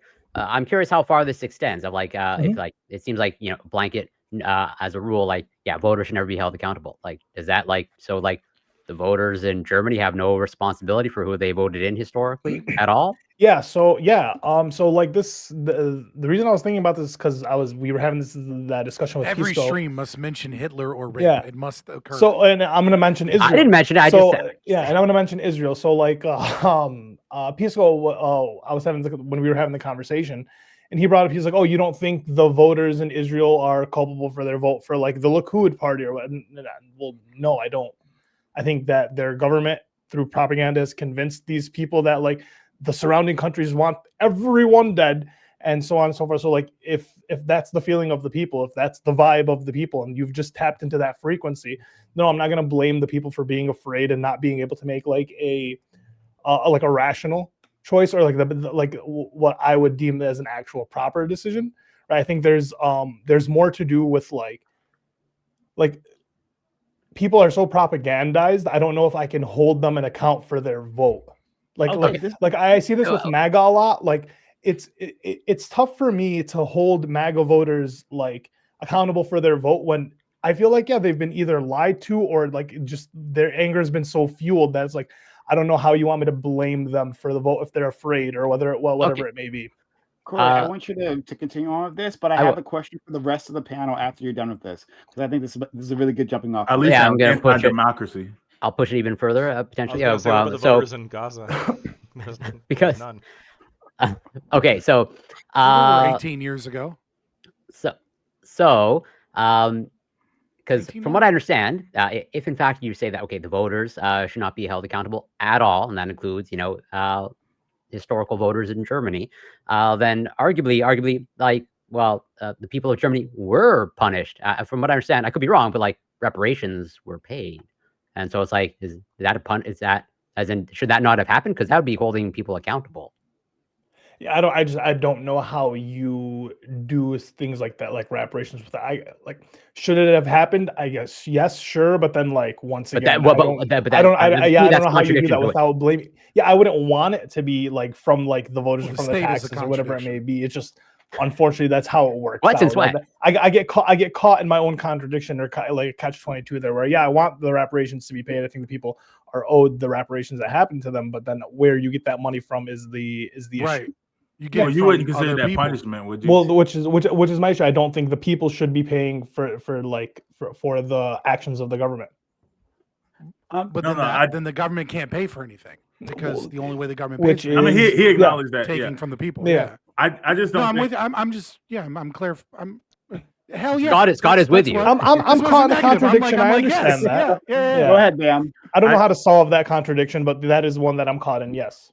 I don't know. I think this world, like I like this world where we treat everyone like toddlers. I don't know. I think that incentivizes worse and worse behavior. I think the reason we've gotten to where we've gotten right now is because no one currently in the Trump administration or people associated with it believe that regardless of what they do right now, any consequences will come to them in the future, no matter what laws they break, no matter what respect or disrespect they have for the Constitution. I believe they think in I guess now 3 and a portion years time, if a Democrat wins, oh well, we say oopsie and things go back to normal. I think that cycle is dangerous. I think that's disastrous. But is it more dangerous from the voter, from the people like in power? No, right? because I think the people, if it doesn't affect the voter, then the voters are just going to do it again.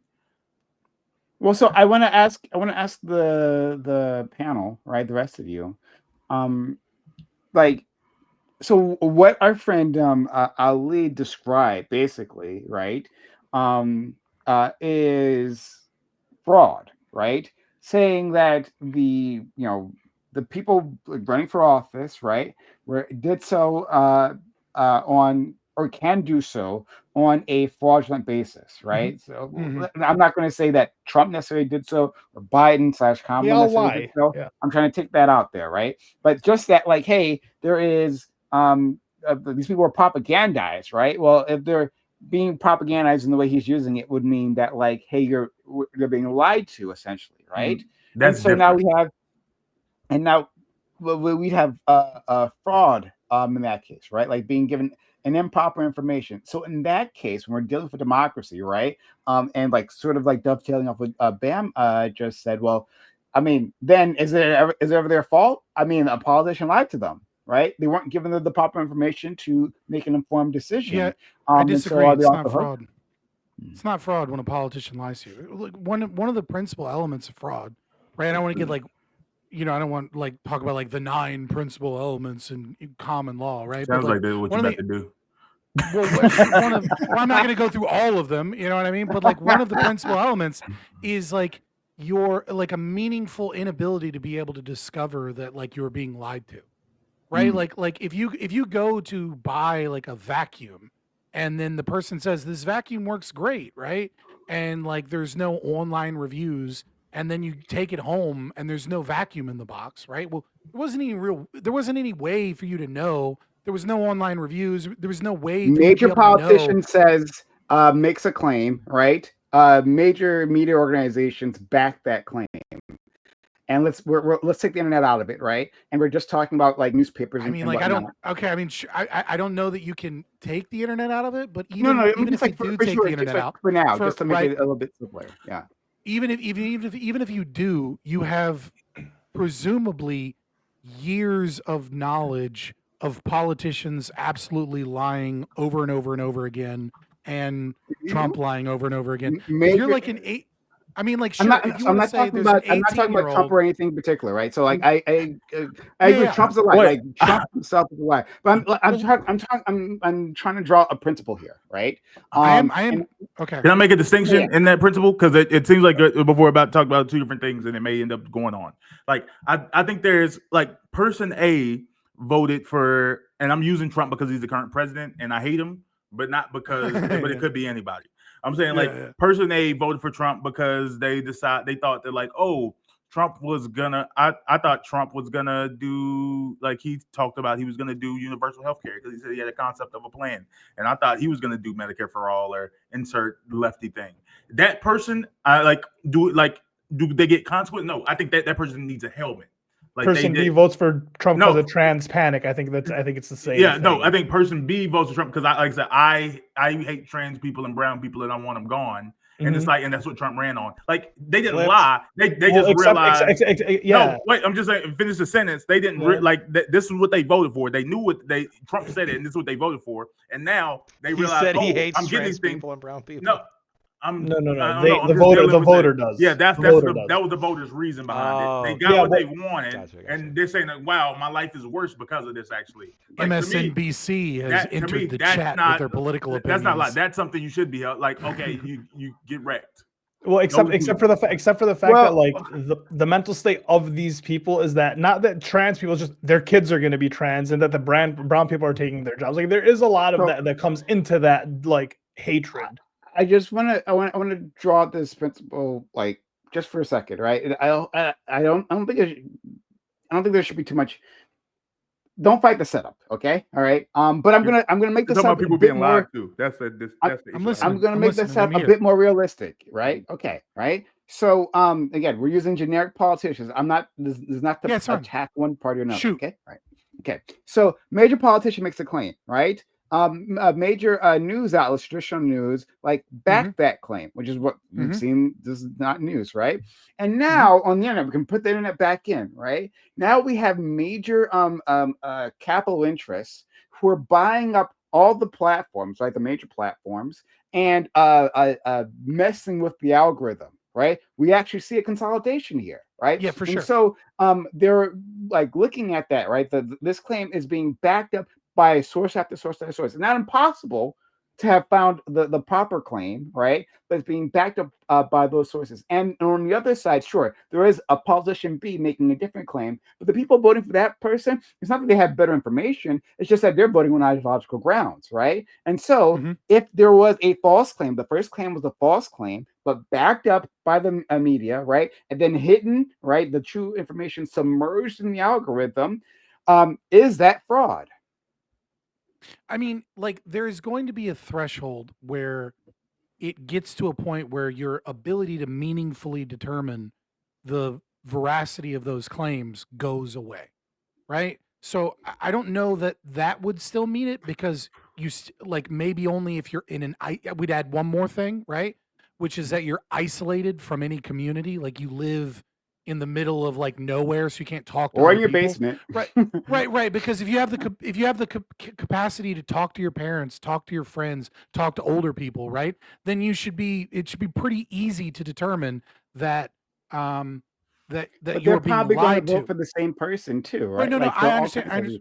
Okay. Right, but I'm just saying you should be able to, like, in our current situation in America, no one lives in an America where they can't for themselves go out and realize that politicians lie all the time, that they make claims that do not come true, and that you are choosing to vest someone with a power over other people against their will, knowing that that person is very likely to be lying about everything they're saying. That doesn't mean that I'm saying we ought punish those people.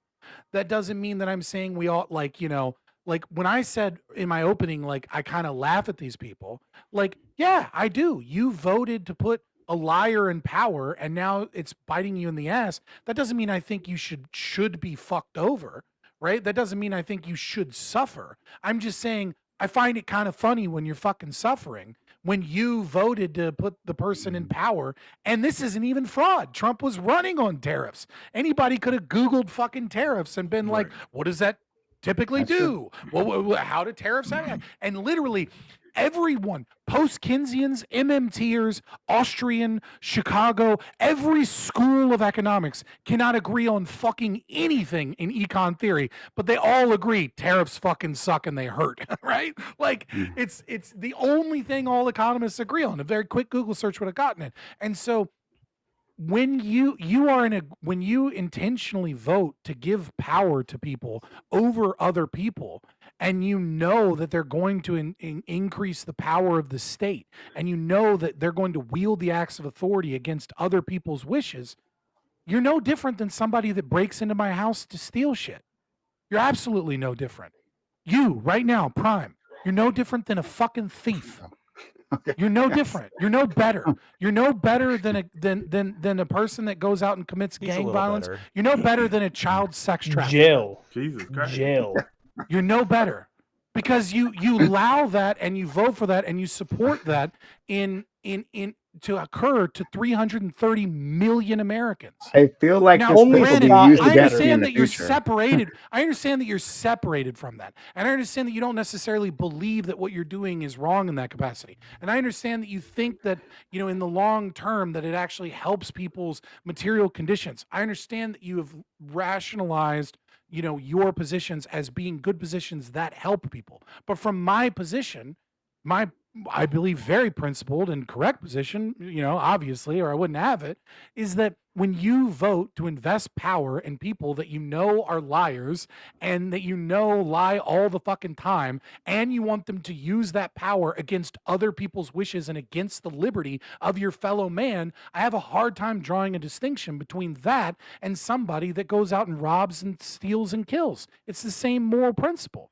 It's just the difference is that they're concerned with themselves. But altruism and the evil of altruism has convinced so many with bad philosophy that if you're doing it as a sacrifice, if you're doing it for the sake of making other people's lives better, all of a sudden, all of those evils are justified. And that's why people should read more Ayn Rand.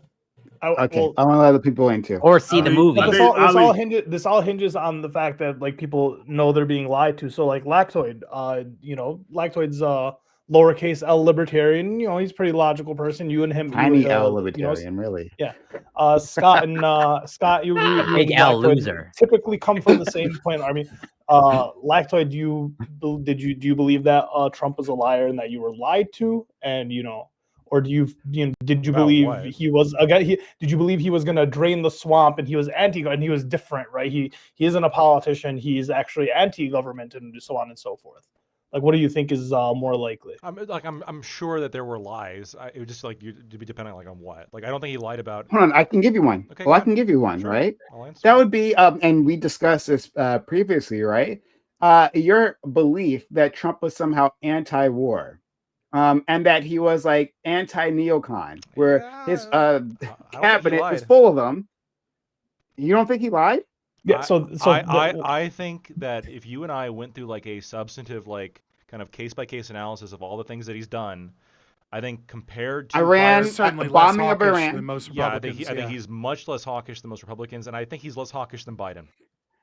Bombing Iran, right? Yeah. Threatening to go to war with Venezuela. Mm-hmm. For most presidents, for most presidents, this is a Tuesday. And pretending on, you guys thought that he wasn't going to be for most presidents. Yes. No, I'm not judging him against most presidents. I'm saying, like you said, he was anti-war. I'm judging him on him. No, but right? I'm saying anti-war. I'm saying anti-war relate compared to other presidents. Is any president going to be like a fucking peacenik? It's full of neocons. No, I understand you're saying. Yes or no? No. Marco Rubio? Yeah. Marco Rubio's the only one. Tulsi Gabbard's a neocon? Tulsi Gabbard is now a neocon. No. Yes, absolutely. No. Yes, she has. Hold on. No, she's a Russian. Has she not reversed on all of her positions? She's literally reversed on all positions. Ally. As soon as she got tossed out of, she said, I forget what she said. Not a neocon. She said she contradicted Trump. I forget what exactly she contradicted him on, right? And then she got iced out of the inner circle. And then to get back in, she backed all his plays, including, if I'm remembering correctly, including bombing Iran. When Prom, I think the thing that people, right or wrong, wrong, right? Including, I'm talking to the electorate, including bombing Iran, right? Like, he's now posturing on invading Venezuela. Yeah, and bombing right now, active bombing. If I recall correctly, I do believe that Tulsi Gabbard did initially say some things about the bombing that were critical, and then kind of went back on them afterwards. Probably under pressure from Trump. That doesn't surprise me. Makes her a hypocrite, not a fucking neocon, right? I mean, she's definitely. I think that again, when you compare like her and the rest, and really all the rest of Trump's actions. Look, you can keep naming names. I'm saying when you compare, the neocons. I'm naming the neocons. Pete Hegseth is absolutely a neocon. What the fuck are you talking about? Let me get a Like, sentence how out. is he not a neocon? I could tell you in a second. I didn't say He can't answer. I didn't say Pete Hegseth wasn't one of these people. I think Marco Rubio definitely is one of these people. I don't think Tulsi Gabbard is. I don't think RFK is. I think that when you compare Trump's administration to prior Republican administrations, especially Bush, you want to talk about being like a war hawk. Look at Bush. Look at Obama. Even Biden. I think Biden was better than both Obama and Bush. But I think Look at Trump's. Reagan. I mean, sure. But when you look at like his actions right now, like the peace proposal to Israel, which I understand has been a little bit rocky as we kind of expected, Not a peace proposal. But no, the peace. Not a peace proposal. Okay, I disagree. No, it's not a peace proposal. It's strictly It's strictly a ceasefire proposal. It's not a peace proposal. Those are two different things. I disagree. We can, I guess, have a whole different discussion about that. I think the 22-point or whatever peace proposal was was very logical. I think it was a important first step on getting the ceasefire. I think that his little bit like less hawkish view towards Ukraine has been good. I think that's been smart. I think that you go through all the conflicts. He's vacillated wildly on Ukraine. Right? I understand. Correct? I understand that, but you compare like when you look at the actual on the ground metrics of funding compared to under the Biden administration, it's not even close. Biden gave him $200 billion. Okay, can I? What's Trump at? A few billion? Hold on. Right, like to say that. Well, there are people who are worse. Well, yeah, like Joe Biden was straight up genocidal. He was straight up genocidal, right? Like Joe Biden's a low bar, right? That's clear. so crazy. It's other presidents' crime. Yes, I would prefer to vote for me, but I'm not going to win. You were talking. Okay, comparatively to other presidents here. No. I think you're moving the goalposts. I'm not. What, you think I was fucking electing John Lennon? I know he was a fucking politician. He's not out there singing Kumbaya. I'm comparing him to prior presidents. That's what I was talking about. Trump didn't run this way. That's what I'm saying. That like what I'm doing, like Trump kept started on the like peace through strength. Like people respect me in the world because I'm super tough and I'll blow you up. But Trump never ran on like as a hippie. That's not his position. What conservatives and the anti-war people generally care about is they don't want troops stationed in places for months or years. No one. Yeah, I'm about to tell you, like regular people. You're completely right on this, Bam. Yeah, people don't actually mind the idea of dropping a bomb somewhere or doing. Unfortunately, or doing like a mission, like even when you talk about Pete Hegseth isn't trying to like station people somewhere for years, but he is down with like find me a terrorist and we're gonna go do a single mission somewhere, take them out, and then come home and wave the flag. When Trump took out Soleimani, right? Like I think a lot of conservatives that would consider themselves like anti-war. We're like, hell yeah, that's how we do it. We found a terrorist that's responsible for a bunch of deaths of American lives. We took his ass out, and then Trump comes on stage and goes, he died like a dog, right? And then we fucking celebrate instead of trying to launch an invasion campaign that costs us $200, Yeah, we don't care about stabilizing the region afterwards. We just want to kill the bad guy. I disagree with that in my region, though. Like.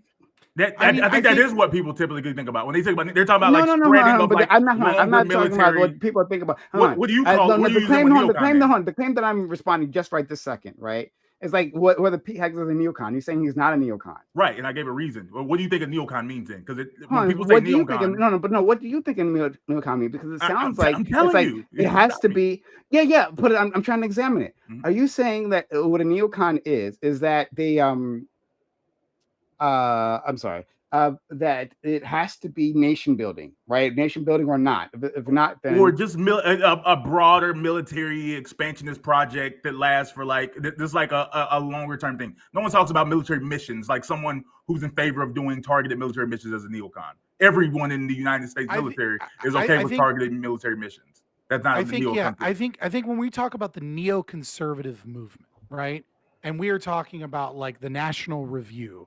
And we are talking about, what was the lead guy of the National Review that did Crossfire? Oh my God, why can I not think of his name? The head of Tucker? Not Tucker Carlson. That's like no. He did Crossfire. Sorry, chat. Who the fuck am I? Anyways, regardless, we'll set it aside. I can't think of his name right now because it's. Is it that Bill? Bill? No, it's a really old guy, but. Dead for a long time. I can't remember, but I know who you're talking about. He's not been Okay, dead sorry. for a very long time, but he's been No. dead for a while. He did that debate. He basically created online debate space on media by doing debates for CBS and boosting their programming. And but anyways, when we talk about neoconservatism, right, we're not talking about any level of military intervention, though I do think the phrase neocon, especially by the left, and this isn't like to offend, like be like, oh, you suck or anything. I just mean, especially the left has expanded the term neocon to a degree that doesn't necessarily accurately represent what the neoconservative movement of like the 80s and 90s like that birthed it. And so the neoconservative movement is we're going to stop the spread of communism. We're going to stop terrorism. We're going to stop all of these things through strong military action to spread democracy throughout the world. And so, yeah, like a targeted attack against a terrorist isn't really like a neoconservative. The sentence you just said, hold on, wait a minute. The phrase you just said, right? Yeah, firing talking line, about that's it. that the tagline, the phrase you just said, right? How does that not describe Pete Hegseth? Pete Hegseth doesn't care what happens in other nations. He just wants to kill a bad guy. Yes, he does. Yes, he does. He's not even talking about bombing other nations. I don't think anyone. Yes, he doesn't. No, he can drop a bomb somewhere, but he doesn't care about the cleanup. He doesn't care about the cleanup William is F. not Buckley, right? neoconservative. Neoconservative does not require a parked military, right? That's what I'm saying. You're the only person that thinks that. Everyone thinks that. Everyone knows it was does. a neoconservative project. Hold on. Go ahead. Right. I agree with you that it isn't necessarily true that nation building afterwards done in a long-term capacity is like a necessary element of neoconservatism, right? But the thing is that like targeted strikes just to quickly fix what is seen as like a potential threat or something. You're thinking of? No, William F. Buckley.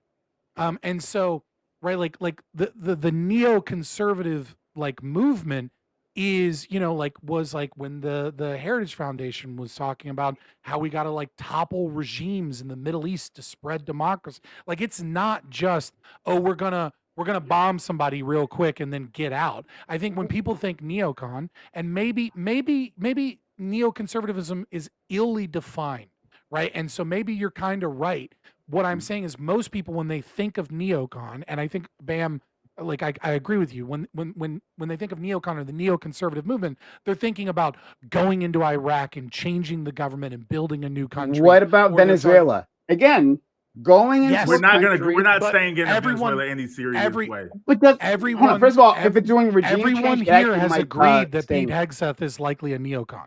No, he doesn't. No, he doesn't. Oh, well, Lactoid and I both agree that he's a neocon. Okay, great. Sorry, he's arguing Bam. I think the point of contention was the idea that Tulsi Gabbard is a neocon.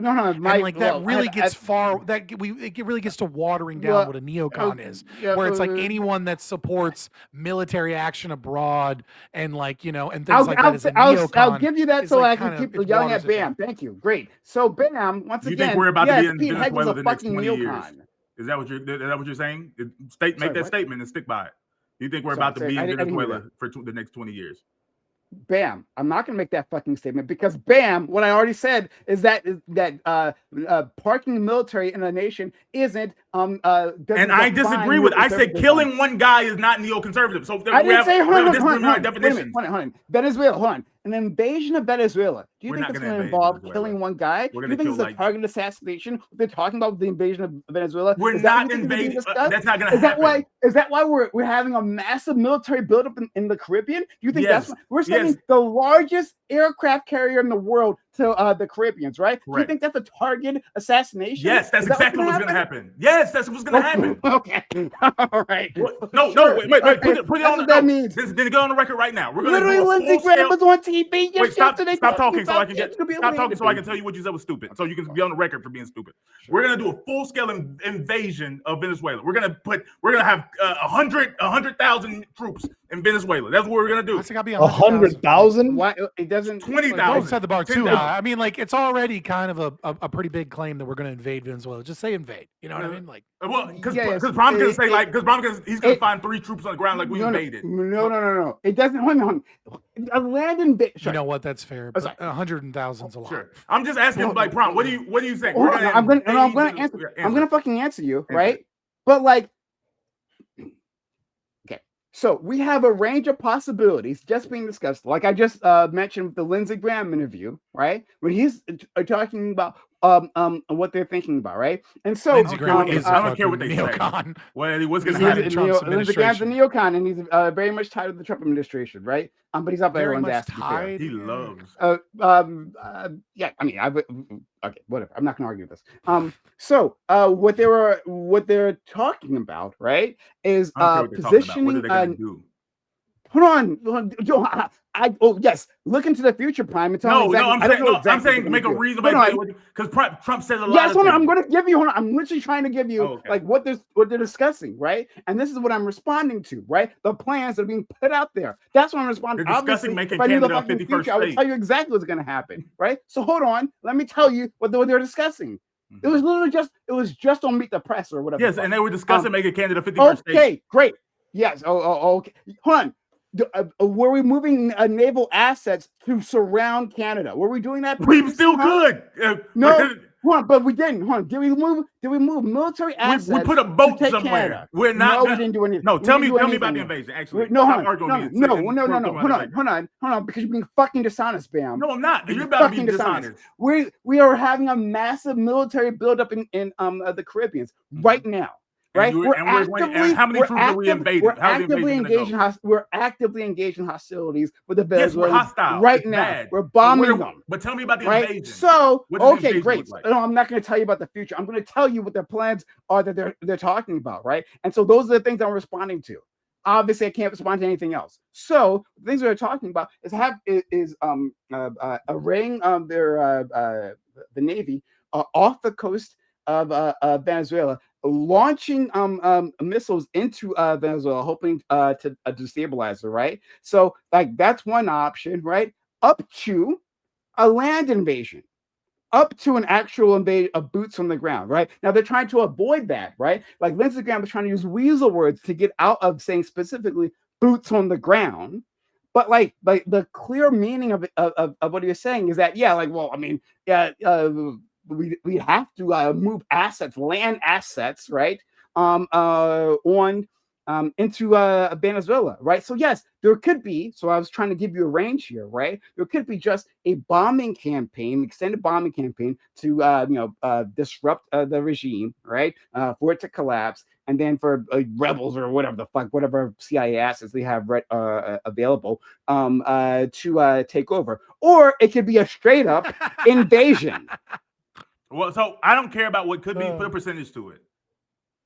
No, I'm not going to do that. I have no idea. Exactly. I don't want to have a conversation. That about doesn't matter, though. Hold on, but it does. Hold on. Bam. Can I ask a What am I clarifying responding question? to here? Because you're Bam, saying what am I you said the responding PSEC is a neoconservative because he's gonna do something, and you haven't given me anything you're gonna do. You've given me a bunch of conversations The that thing that I'm and this responding- administration can't be trusted So- about conversations that have been had. So I don't give a fuck about conversations being had unless you want to take a percentage of what you think is gonna happen. I can't don't possibly care. look in the future. I We just can't don't possibly care. make any fucking Sure, but I can. If you ask me something, I'll put a percentage to it. I'll tell you exactly what's going to happen. But anyway, the thing I was responding to is that, hey, the claims that hopefully we are all on is that there's the idea through peace, through strength, right? Through a regime change, right? Through spreading democracy. These are all the claims that Pete Hegseth are making right now in terms of Venezuela, right? The things that our friend Scott mentioned before, that phrase that I was responding to, right? Those are all the things that describe what's happening with Venezuela right this moment. No, they're not happening. You're talking about conversations. All of it is true. The talk man is talking. I don't Oh want my to talk about God, action, Joe. bitch. Hold on. This is So only that I if care I can about. clarify, if I can clarify, I think there may be an element to this that is like, how do I put this? There's an element here that changes it, because I don't know that it's necessarily neoconservatism, but it kind of is. And what I mean is that it seems like I don't know that Donald Trump isn't actually a neoconservative, but he's like a neoconservative. And it feels like what is really occurring is that our recent memory of neoconservatism is to stop the spread of communism, and then eventually that kind of morphed into to stop the terrorists over there, so we don't have to fight them over here, kind of thing. And it feels like Trump is almost like playing two sides here. On one side, there's this anti-war side, but it's not really anti-war. It's anti being involved with that half of the planet. Like being deeply involved in regime change wars in the Middle East and Africa, or being, tied to NATO and Ukraine and Russia situation, etc. And then there's this kind of other thing, which is something that has almost always been kind of a quieter part of neoconservatism, which is engaging in actions in South America and like the American empire. And it is a very peace through strength kind of neocon move. It's both simultaneously, right? If he invades or does a bombing campaign in Venezuela, that's a very neocon thing to do, without a doubt, right? But if he is engaged in rhetoric to try and strong arm and bully, whilst the deep state is engaged in, and the CIA is engaged in, manipulating social media and rebel groups and secret incursions to train rebel groups in that area and, different corporate things. Yeah, That's also kind of neocon, but it's also something different when it's focused more on our I shores, hear you. and it's kind of almost more, I don't want to say passive, Yeah, but it's yeah, not yeah. the same active I military thing that we I associate. no, I hear you. I hear what with you're the trying to movement. say. I hear you saying that, like, I mean, like, it changes, I guess, maybe based on intent, and maybe if it's all I'm saying bluster, it then it might be feels something. different. When you say Maybe, neocon, sure, it harkens to but like Vietnam, and it harkens to like stop communism, and sure, it hold on. harkens to No, like but long there's also, scale, yeah, long this is term also stop invasions. communism, right? Like the way they put it, like Maduro, right, Well, yeah, are of course, yeah. communists, right? Like all like literally all those objectives, right, count when we're talking about Venezuela. Yeah, I'm But I have trying a to meet you question. halfway. That I think Yeah, that I hear I you. think you're I hear. kind of right, but I think the word almost is starting to lose meaning because we're I looking at just something want that's to like a new way of ask looking, a Bam new something way though, of right? doing it. Bam, right? You Mhm. talked about how it's useless to judge by words and This not by administration in actions, particular, yeah. correct? Okay, great. So I want to ask you, how is anyone a neocon who is not a military general or the president? Meaning they don't have the ability to actually put military words like military plans into action. How is anyone That's a actually a really good neocon? question. Let's say, how is anyone? I mean, when we speak to neocons, are we talking about Joe from Walmart to neocon? I mean, I guess technically we can, but typically we're talking about politicians when we speak Well, to these William things. F. Buckley is the father of neoconservatism, No, and all he did is write the National Review and make arguments. Because he didn't. He yeah, wasn't. and Pete But he, Hegseth, but he had but access, he wasn't didn't in he? that position though, right? There's a difference. Right, but for sure he Yeah. was a neocon, Yeah. despite the fact that he wasn't engaged in those actions. But I do Yeah. think the flip side is that, like, when they have that power, well, then the actions kind of matter because We they have- show more that's- true intention. Right. Fair, but hold on. But like Exactly. Pete Hegseth, right, has years on the Fox and Friends couch, right, talking about his desires, right, and those were neocon desires, right, like and everything that he has said previously, like his ideology hasn't changed one bit, as far as I can tell, right. I spent a lot of time seeing a lot of the Pete Hegseth clips, right. I'm not new to this individual. And he's been a cheerleading neocon talking points the entire time. And so let's pretend we're in a different universe. Pete Hegseth is never put into the Secretary of War, right? Mhm. He's not the Secretary of War. Okay, is Pete Hegseth a neocon? And when like I said, when I speak to these things, I'm typically talking about people with positions of effect, or at least having the ear or access to the people's effect. But if you want to go a step further, I don't know. Okay. I guess you could make the argument like, yeah, I believe if he was in a position, he would be. But now that he's actually in the position, we have more information. And more information. Yeah, we'll have more, and we'll find out more when he actually takes an action. But hold on. Like, can you be a neocon by supporting neocon ideals? Hold on. Can I be a socialist even though I have no ability to actually affect the larger economy, right? Put my plans into action. Am I a socialist? Don't I guess sell yourself short. All right, your streaming career is going to take off. All right, any second now. So it's less than just that. It's less than just the ideals. I think it's more so. I think we would apply neocon to the things, the actions that you thought were good or bad. Is anyone anything, actions. right? You said hold on before hearing the end of what my answer. Okay, great. So I said it's less than just the ideals and more so about specifically with neocon, what actions you support or think are good, like historically. Like if he thought that like, yeah, it's great that we're still in Iraq, then sure. Then that based on that action, yes, that would be a neoconservative. He was a cheerleader of all that. He was a cheerleader of all that.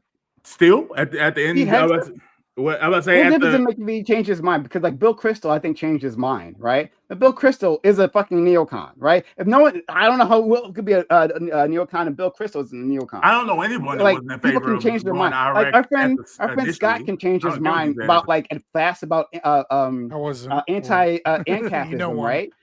But he can change his mind on fast about ANCAPism, right? But he's still an ANCAP, even though he changed his mind on something.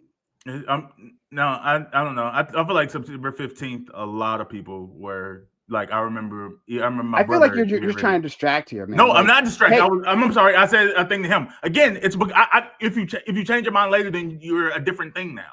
No. On one subject, right? No, not on one thing subject. That changes. I'm saying that if you look over history, if there was neocon things, he's like, oh yeah, I think these things are good, and you ask him today, and he still says, I think those things are good, then that's a neoconservative position. If he says in 1996, I thought those things are good, in 2025, I think those things are bad, then that's not what he is.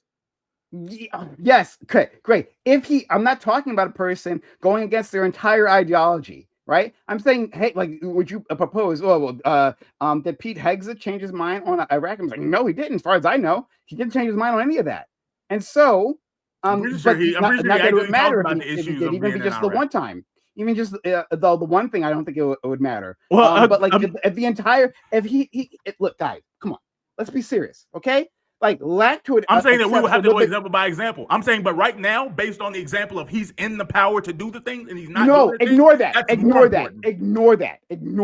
I don't like. It's more important than what he said on Fox News. That's not my question, right? Like, stop trying to run from the question. I'm answering be an ideology, even though they don't have the ability to enact the goals of the ideology? Yes, and I told you what it means. Do it. It's on those historical things that fit in that ideology. Do you think they are good or bad currently? Yeah, he thinks they're good. Great. Right? I don't think he does.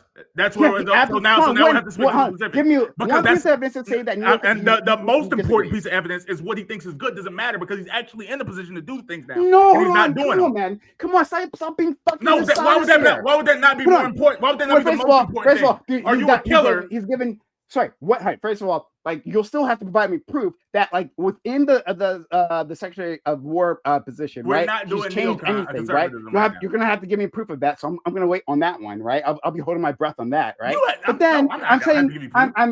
like, stop trying to move it into a position of power. I'm saying for anyone, right? Like, you can be of an ideology without being able to. And I said yes if you think the things that fit that ideology are good, and now you're applying that to Pete Hegseth, but you can't because now if we're of course applying it to him, no, I'm telling you, over a decade on the couch. No, you're not. Because I tell you why you can't. Because he has political power. You can't say we can't talk about political power. I'm gonna map it onto an example and tell you why that's stupid. Someone can believe that. I'm not a coward. I'm answering you directly. No, I'm not. I'm answering you as directly as possible. I'm telling you exactly. Someone can think that it's like you can say like, oh, someone's in favor, someone's a killer, and then you give them a gun and you give them an actual gun. Great. Put them in front of someone to kill, and they don't kill. Now they're not a killer. I don't care what they felt before. Now that you actually put them. Give me any. Okay. Going on your bullshit. I've answered you directly. Yeah. No, yeah. You're a fucking bullshitter. But anyway, I'm not bullshitting. Hold on. But I'm going to work with your bullshit, right? I'm gonna make some gold out of your bullshit. Okay, right? So you're gonna have to provide me a reason to doubt that within his tenure as Secretary of War, to imply that he doesn't believe those things anymore, right? Working within your lens, right? Your bullshit lens, give me evidence that he's changed his mind. Because he wants to pull out of basically every conflict we are dealing with. He's made open statements against Ukraine. He's talked about how he would never put he wouldn't put people involved in like boots on the ground involved in Israel. He they ask him constantly about like war fighters. He's like, yeah, we want to get the bullshit out of the way. We don't want to have people staying there. They have families. We want to be efficient. We want to get in, get the bad guys. Create all these rules of war and get out and get back home. He's quick on in and out. Like he hasn't talked about no, this is a strong long-term strategic plan. We have to place people here. We have to be really careful about the way that we influence and involve ourselves in the culture. We have to talk about what happens afterwards to the people we kill. We don't want to destabilize regions. He doesn't care about any of that. So that's why I'm basing it on once he's been in this actual position, the things that he talks about are not real conservative. And you could say that's because of Trump's influence, but that's the way he's moving. I guess my response. Marco Rubio isn't though. Marco Rubio is still very neocon. Marco Rubio is pretty by the book. He's the most neocon. Yeah. But I might agree. Marco Rubio might be the most neocon. Well, maybe. But I think there's a good argument for that. So I would say that with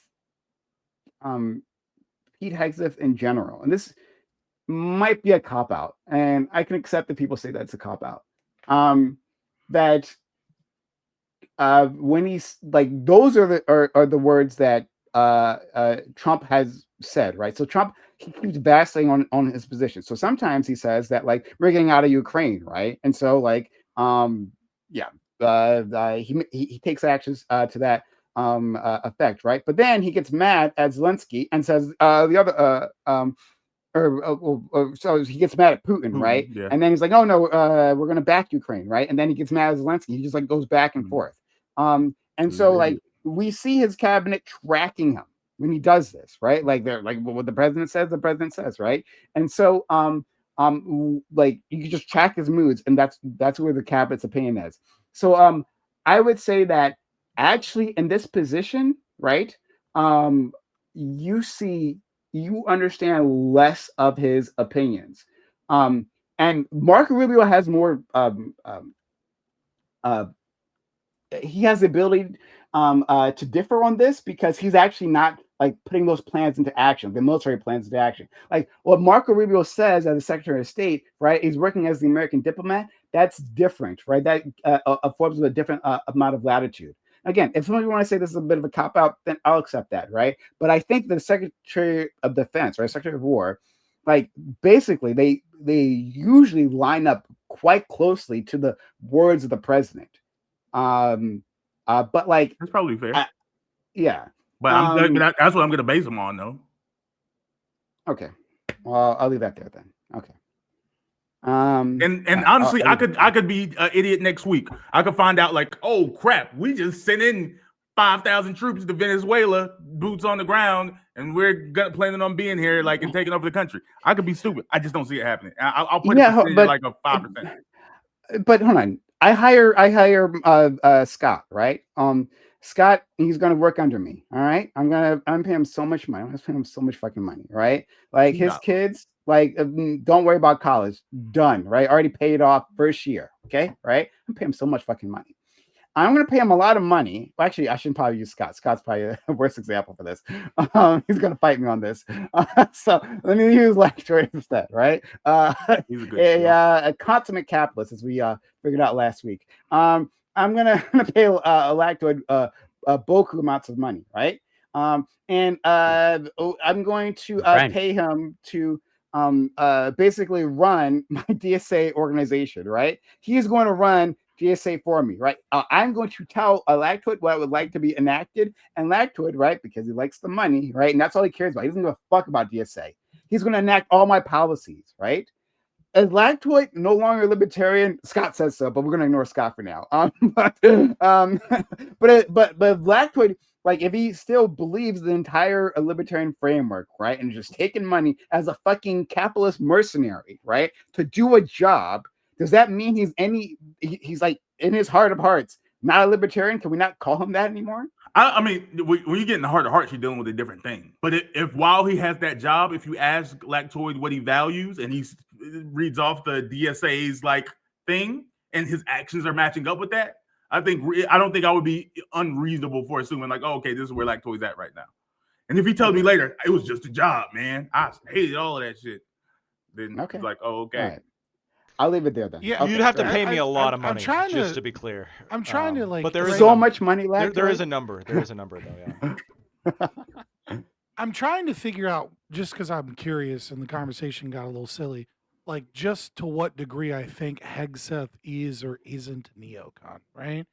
And it's really interesting when you kind of look at it. I'm going to link this article from April, right, from The Independent. Right. And it seems his public statements are very kind of like supportive and neoconservative. But there were a lot of reports, because I kind of remembered this and I was like, I got to see if I can find like from back then. Because I remembered, a lot of neocons attacking it. And so this is just the only one I could find currently where they're talking about how, quote, many believe outright that the criticism of Hegseth is tied to hawkish conservatives seeking to oust one of the administration's key anti-interventionist voices at a time of upheaval for U.S.-Iran relations. And I remember, the defense chief is viewed by some observers of the Trump administration as fulfilling a role similar to J.D. Vance as a counter to National Security Advisor Mike Waltz, a more traditional conservative, right? Like, it seemed like there was a lot of turmoil from bringing him in because he wasn't a neocon, he wasn't hawkish, and he was very anti-interventionist.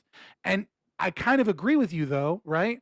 That, like, he's said in interviews that he's a quote unquote a recovering neocon. That is a phrase he's used many, many times to discuss how he was wrong in 2018 and 2020 and 2016 with a lot of his statements. And then he changed his opinion and that it was wrong to invade Iraq. That he is, but at the same time, politicians fucking lie like every goddamn day, right? And many of his outward statements, right, following the Iran, like I remember, but I can't find that there was reporting that he was one of the people that was against the striking the Iranian nuclear sites along with J.D. Vance, but that everyone else was kind of on board. And so he fell in line. And then after the thing, he was like, Operation Midnight Hammer was a resounding success. You know what I mean? Like, he had to toe the party line afterwards. So I don't know. I'm not saying Hegseth isn't a neocon or anything, because a lot of his public statements and things but I will say that there's enough reporting and enough things to doubt that he is a neocon specifically. But yeah, like Mike Waltz or like, Marco Rubio, these people are obviously neocons. Now, I would say this, Prom, and this is me coming your way some. Under a different, like, would Pete Hegseth have taken this position under any Republican administration? Absolutely. And would a more staunchly, like, traditional neocon president, like, would he have stronger positions the other way? Yeah, he feels really spineless in that way. Like I there's not a word where I feel like he's like fighting, like, no, we can never do this. But like I feel like he's been, like, some people are like lying about their magnification, and I think that Pete Hegseth is like actually drank the Kool-Aid. Is it's just the like, strongest way to feel about it. I think too is just like trying to define these ideologies has just become like muddied down by the changing of the times and the changing of what American interests and American power looks like in our current economy and looks like in our current thing. And I do think the neocon movement has been watered down or changed, right? It's more isolated, more localized. It kind of makes sense that, like, we're hawkish on South America, right? And that we're more anti-interventionist in the Middle East or in Eastern Europe or in Africa.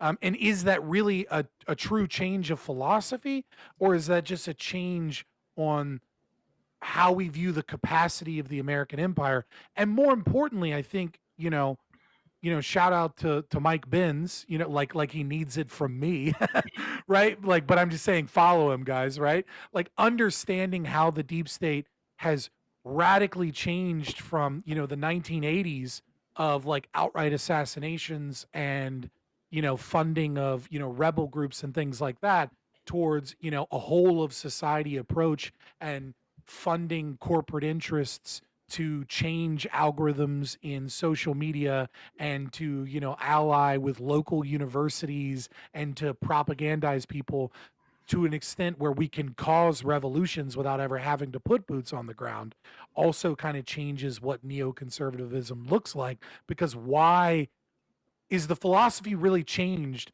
because we decide that we're not going to send in 100,000 troops and restructure the government when we can just cause an Arab Spring? Yeah. I think they're like, and I don't mean to reopen the argument, right? I just think the tactics are available or wider, right? We're talking like the goal here, the stated goal, is regime change, right?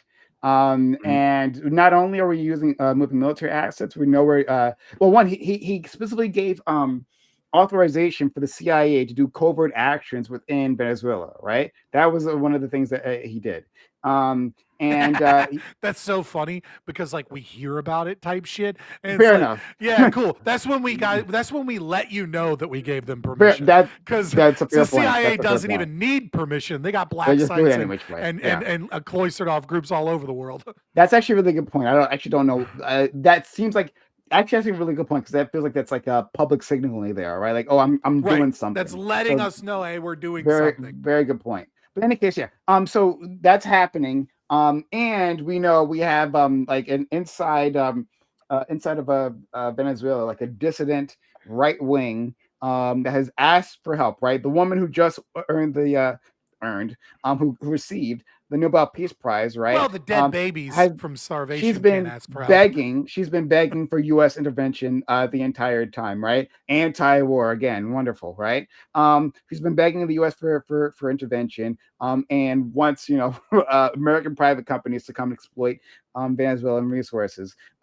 So there is some sort of a group within there. I don't know how armed they are, right? But they're going to be working together if military action is taken in concert to try to bring down the government. That sounds like a neocon goal to me. Maybe even think if of it this way. Yeah, I think of it like this way. When I see neocon, what I think of more than anything is old school, inefficient waste of money. It's not like these new peace through strength, quote unquote, conservatives are any less for regime change or any less for American interests and excising American power. Rather, they see the neoconservative movement as an old guard of conservatives that want to have us economically tied down in wasteful spending and inefficient ways of utilizing the American empire. Whereas people like Pete Hegseth, they're not morally against stopping communism in Venezuela because it might cause some tax revenue or because, whatever. What they want is they want an efficient surgical scalpel-like system, utilizing new systems, utilizing technology, and recognizing the economic and like recognizing that we don't quite have the same superpower status that we once had. Like, we're still the world superpower, but like we don't have the money or the means to be embroiled in 3 more 10-year wars. We just don't have that anymore. They just don't want to get out the car. Like, can we do it from the AC? Like, can we just drop a bomb across the thing? And it's like, why is someone else saying get out of the car when we don't need to do that? Yeah. When we have drones, when we have surgical strikes, when we have CIA missions, when we have the ability to control social media algorithms, when we have the ability to do all these other tools that are more likely to succeed, more likely to be kept secret so that people don't even know if we fuck up, and are just way cheaper. Let's leave it here. I'm going to read one super chat from FQ saying, "I'm sorry for my Argentina joke. Didn't mean to endanger the stream." I asked for both forgiveness and billions of taxes to feed the poor at Thanksgiving. I give True. you both. I give you both, right? Lactwood's so free with I the give you U.S. neither. Treasury, so free with his money, right? So I give you Lactwood's money to do that, right? I mean, or as long as you say you're Argentinian, Lactwood will hand it over. So thank you for that, for the kind, and no worries, FQ, we're fine. And I thank you. I thank everyone who supported through super chats, right? Through supporting the channel, through resubbing. Thank you, Aiko, for resubbing, and trying to helping to keep the stream alive. Much appreciated to every single one of you. And I'm going to give an outro to all these amazing individuals. So thanks, guys. Oh, hit the follow button in case you haven't done so yet, right? Hit the follow button on Twitch, subscribe button on YouTube. Be part of this channel. We do this all the time. It's a lot of fun. We have great conversations.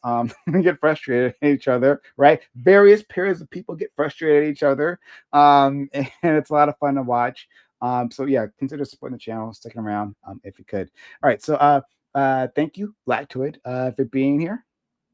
Yeah. To summarize, I don't think we should give a bailout to soybean farmers because there's not a crisis sufficient even to consider a bailout, even if you do believe that you can bail shit out. And even then, I don't think, I don't know. I understand soybeans aren't, I'm not saying they're like not important. I just don't think they're critical enough to warrant such a Hey, very quickly, very quickly. There was apparently a bailout in the first Trump administration for farmers. Do you think that was a big enough crisis? No. Okay. No, my line is pretty high, and I am more comfortable with like businesses that don't plan for contingencies and don't factor that into their day-to-day operations to take hits. The only time that like I would be comfortable intervening is if like it actually is like a critical like our country's in like at stake, like our country's in danger. There is like a massive critical interest. And more good news, proving that once again Trump is the most libertarian president in the past 100 years. Food stamps are ending for at least for a little bit in November. Pretty based, right? Thank you, Democrats, for ending food stamps. Well, yeah, I'm not sure. People are going to starve. Hooray! It's all right, it's fine. The Democrats, right? I guess Democrats. I guess Democrats are more liberty. Fuck. Good point. If you like what you had to say, you can find my live on TV on Twitch, Twitter, and YouTube. Hooray! Starving children. We love that, right? But like, no, to be clear, it is Trump's decision doing this, right? Because there are contingency funds available. The USDA is choosing, they say otherwise, but they're choosing not to use those contingency funds when they are within the bylaws. Yes, they can use the contingency funds to fill in this to be a stopgap here. But they're just making the actual Why don't the choice. Democrats just vote yes? What's up with that? Because that also the Democrats are also terrible. Fuck the Democrats. You know I'm going to say that. I don't know what you're talking about. You would be pissed at them if the healthcare went away. You were like, why don't they fight? God, Joe Biden. But are you talking to me? Yes, I would, because you would be mad if they weren't fighting for the healthcare subsidies. You would be like, they're no. just I am. Wait a minute. No. Sorry, I am happy that they're fighting for the subsidies. I'm actually happy because I know the awful consequences otherwise. No, I'm happy they're doing that. That being said, the Democrats are awful. Why right? why are they getting no credit then? Why are you saying that I'm happy they're doing it, but they're awful? No. I mean, they are baseline awful. Yeah, they're baseline awful. They could be doing a useful thing at the moment. With Prime. Yeah. He is happy that they're engaged in this behavior, and also they're awful. Yeah. That's dumb. Well, again, they have no incentive to let. You want them just to like Lactwood says, Hitler did some good things. But the thing is, Trump literally wants the Democrats to appeal to him. He's like, yeah, what? I should be the voter they get, and they do things that you like, and you think they're awful. They're actually the worst. No, hold on. Okay, sorry. Hitler inspired Kanye West. Like, I don't know. Is that a net good for you, Lactwood? Yeah, I'd say so. I like him. I don't know. Hitler because of given the power they have, which is none, the Democrats are making the best decision they can. Hold on. I'm not talking about their current decisions. I'm saying as a total assessment of the party, they suck. I don't know why you're surprised that I would say that. But why are we dealing with them right now? I'm not saying you need to pander to me at all, right? I'm saying what they're doing now is good. I already just said that. I don't know what to tell you. Okay. All right. Let's go to Scott. This is not hard to follow. It's pretty simple. Yeah, I'm Scott. You can find me Fabian Liberty on YouTube. Yeah, bailouts are always a bad idea. No matter who they are, no matter what the situation, it is always a violation of human rights. And everyone that is pro bailouts is pro slavery. It was very interesting. Instead of like I just thought this was so funny. I have a new argument. Um, I saw on Twitter these people that were really fighting again that food is a human right, right? And it's kind of like what Prime was saying. It's so wrong that children are starving that we need to use government resources, et cetera. And and the idea is, food is a human right, et cetera. And it really reminds me of the 1858 King Cotton speech from Henry Hammond, right? And No. anytime somebody tells you, food is a human right, it's okay to steal from people so long as, so long as it's to feed people or so long as it's a critical portion of the economy, right? We got to bail it out. We got to steal money from people because this is a critical part of the U.S. economy. That was the greatest speech ever given in defense of slavery and the Confederacy was King Cotton or Cotton is King. So whenever people make those arguments, just know that if Prime or even Lactoid was a white man in the South in 1858, they would 100% be behind the Confederacy and supporting slavery as an important institution to America, because that's the same argument. It's the same argument that Henry Hammond gave to Congress in 1858 when he gave his Cotton is King speech. So, me personally, I don't think I'd be pro-slavery in 1858, but who knows? I had some black ancestors and some white ones, maybe he makes good arguments, but I just, I've read the arguments. I find them lacking. The socialists here that are supporting bailouts and critical infrastructure parts of the economy, they disagree. They tend to think that cotton is king and that we should keep all black people enslaved so that we can maintain critical portions. I do tend to think that. Thank you. Thank you so much, Scott. Love you too, friend. Let's go to our, I love you and want you to be free as a black man. But there's so much self-hate here, I don't know. You shackled yourself, Prime. And I have no one else to blame, really. Thank you, Corey, for being here. Yeah, always grateful to be here as usual. This is a wild ride. In the beginning, Lactoid, in the beginning of the stream, we went over that, and the word was God. That scenario of like, the person that booby trapped their house because they didn't want to prevent burglary, and then at some point, Scott was saying like, you Prime, since you vote, you are literally no different than someone who breaks into Scott's house. So I think the only natural conclusion, Scott would agree that means that voting booths should be booby trapped with shotguns. That's the only way. Yes, based. I knew you'd agree with that.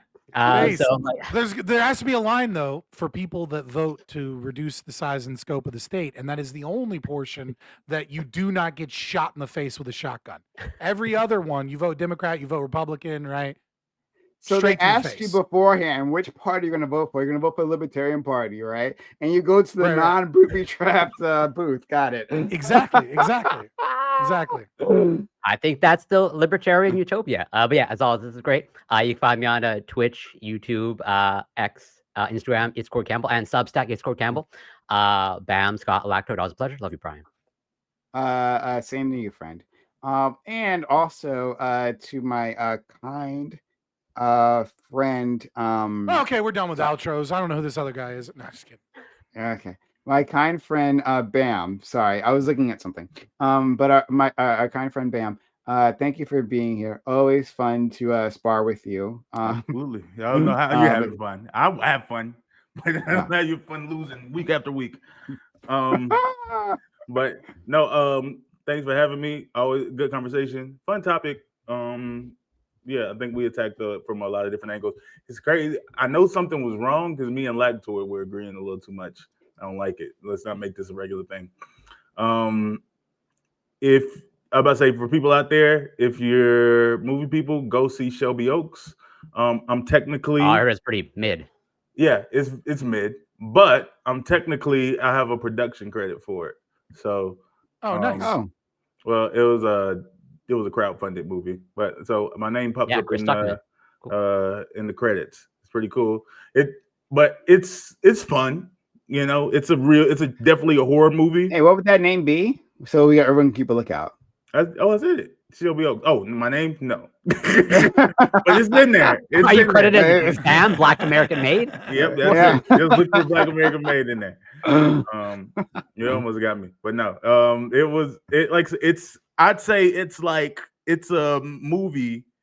It's a horror movie from the early 2000s. If it were made today, and you're gonna watch the movie, and you're like, oh, I've seen 4 of these movies like before, but you'll come out and be like, you know what, there was some good stuff in it.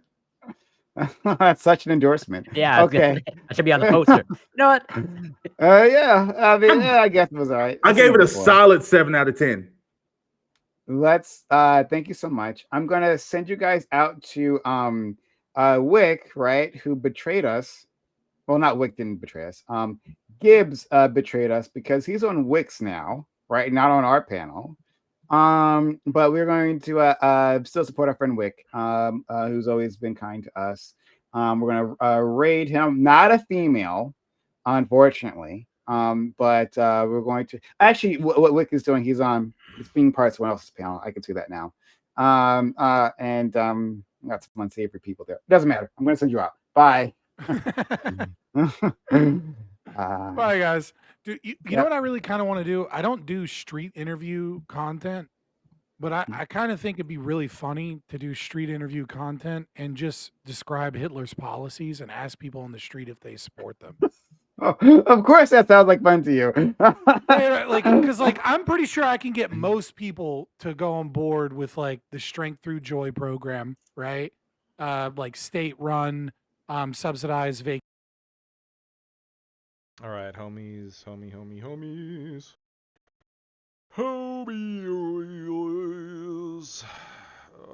we gonna do? We're gonna raid. We're gonna raid on out into Quick. That's what we're gonna do. Raid Quick TV. I'm gonna raid on out into Wick as well. Thank you guys so much for tuning in to today's episode of Lactoid TV, and we will catch you on the next one.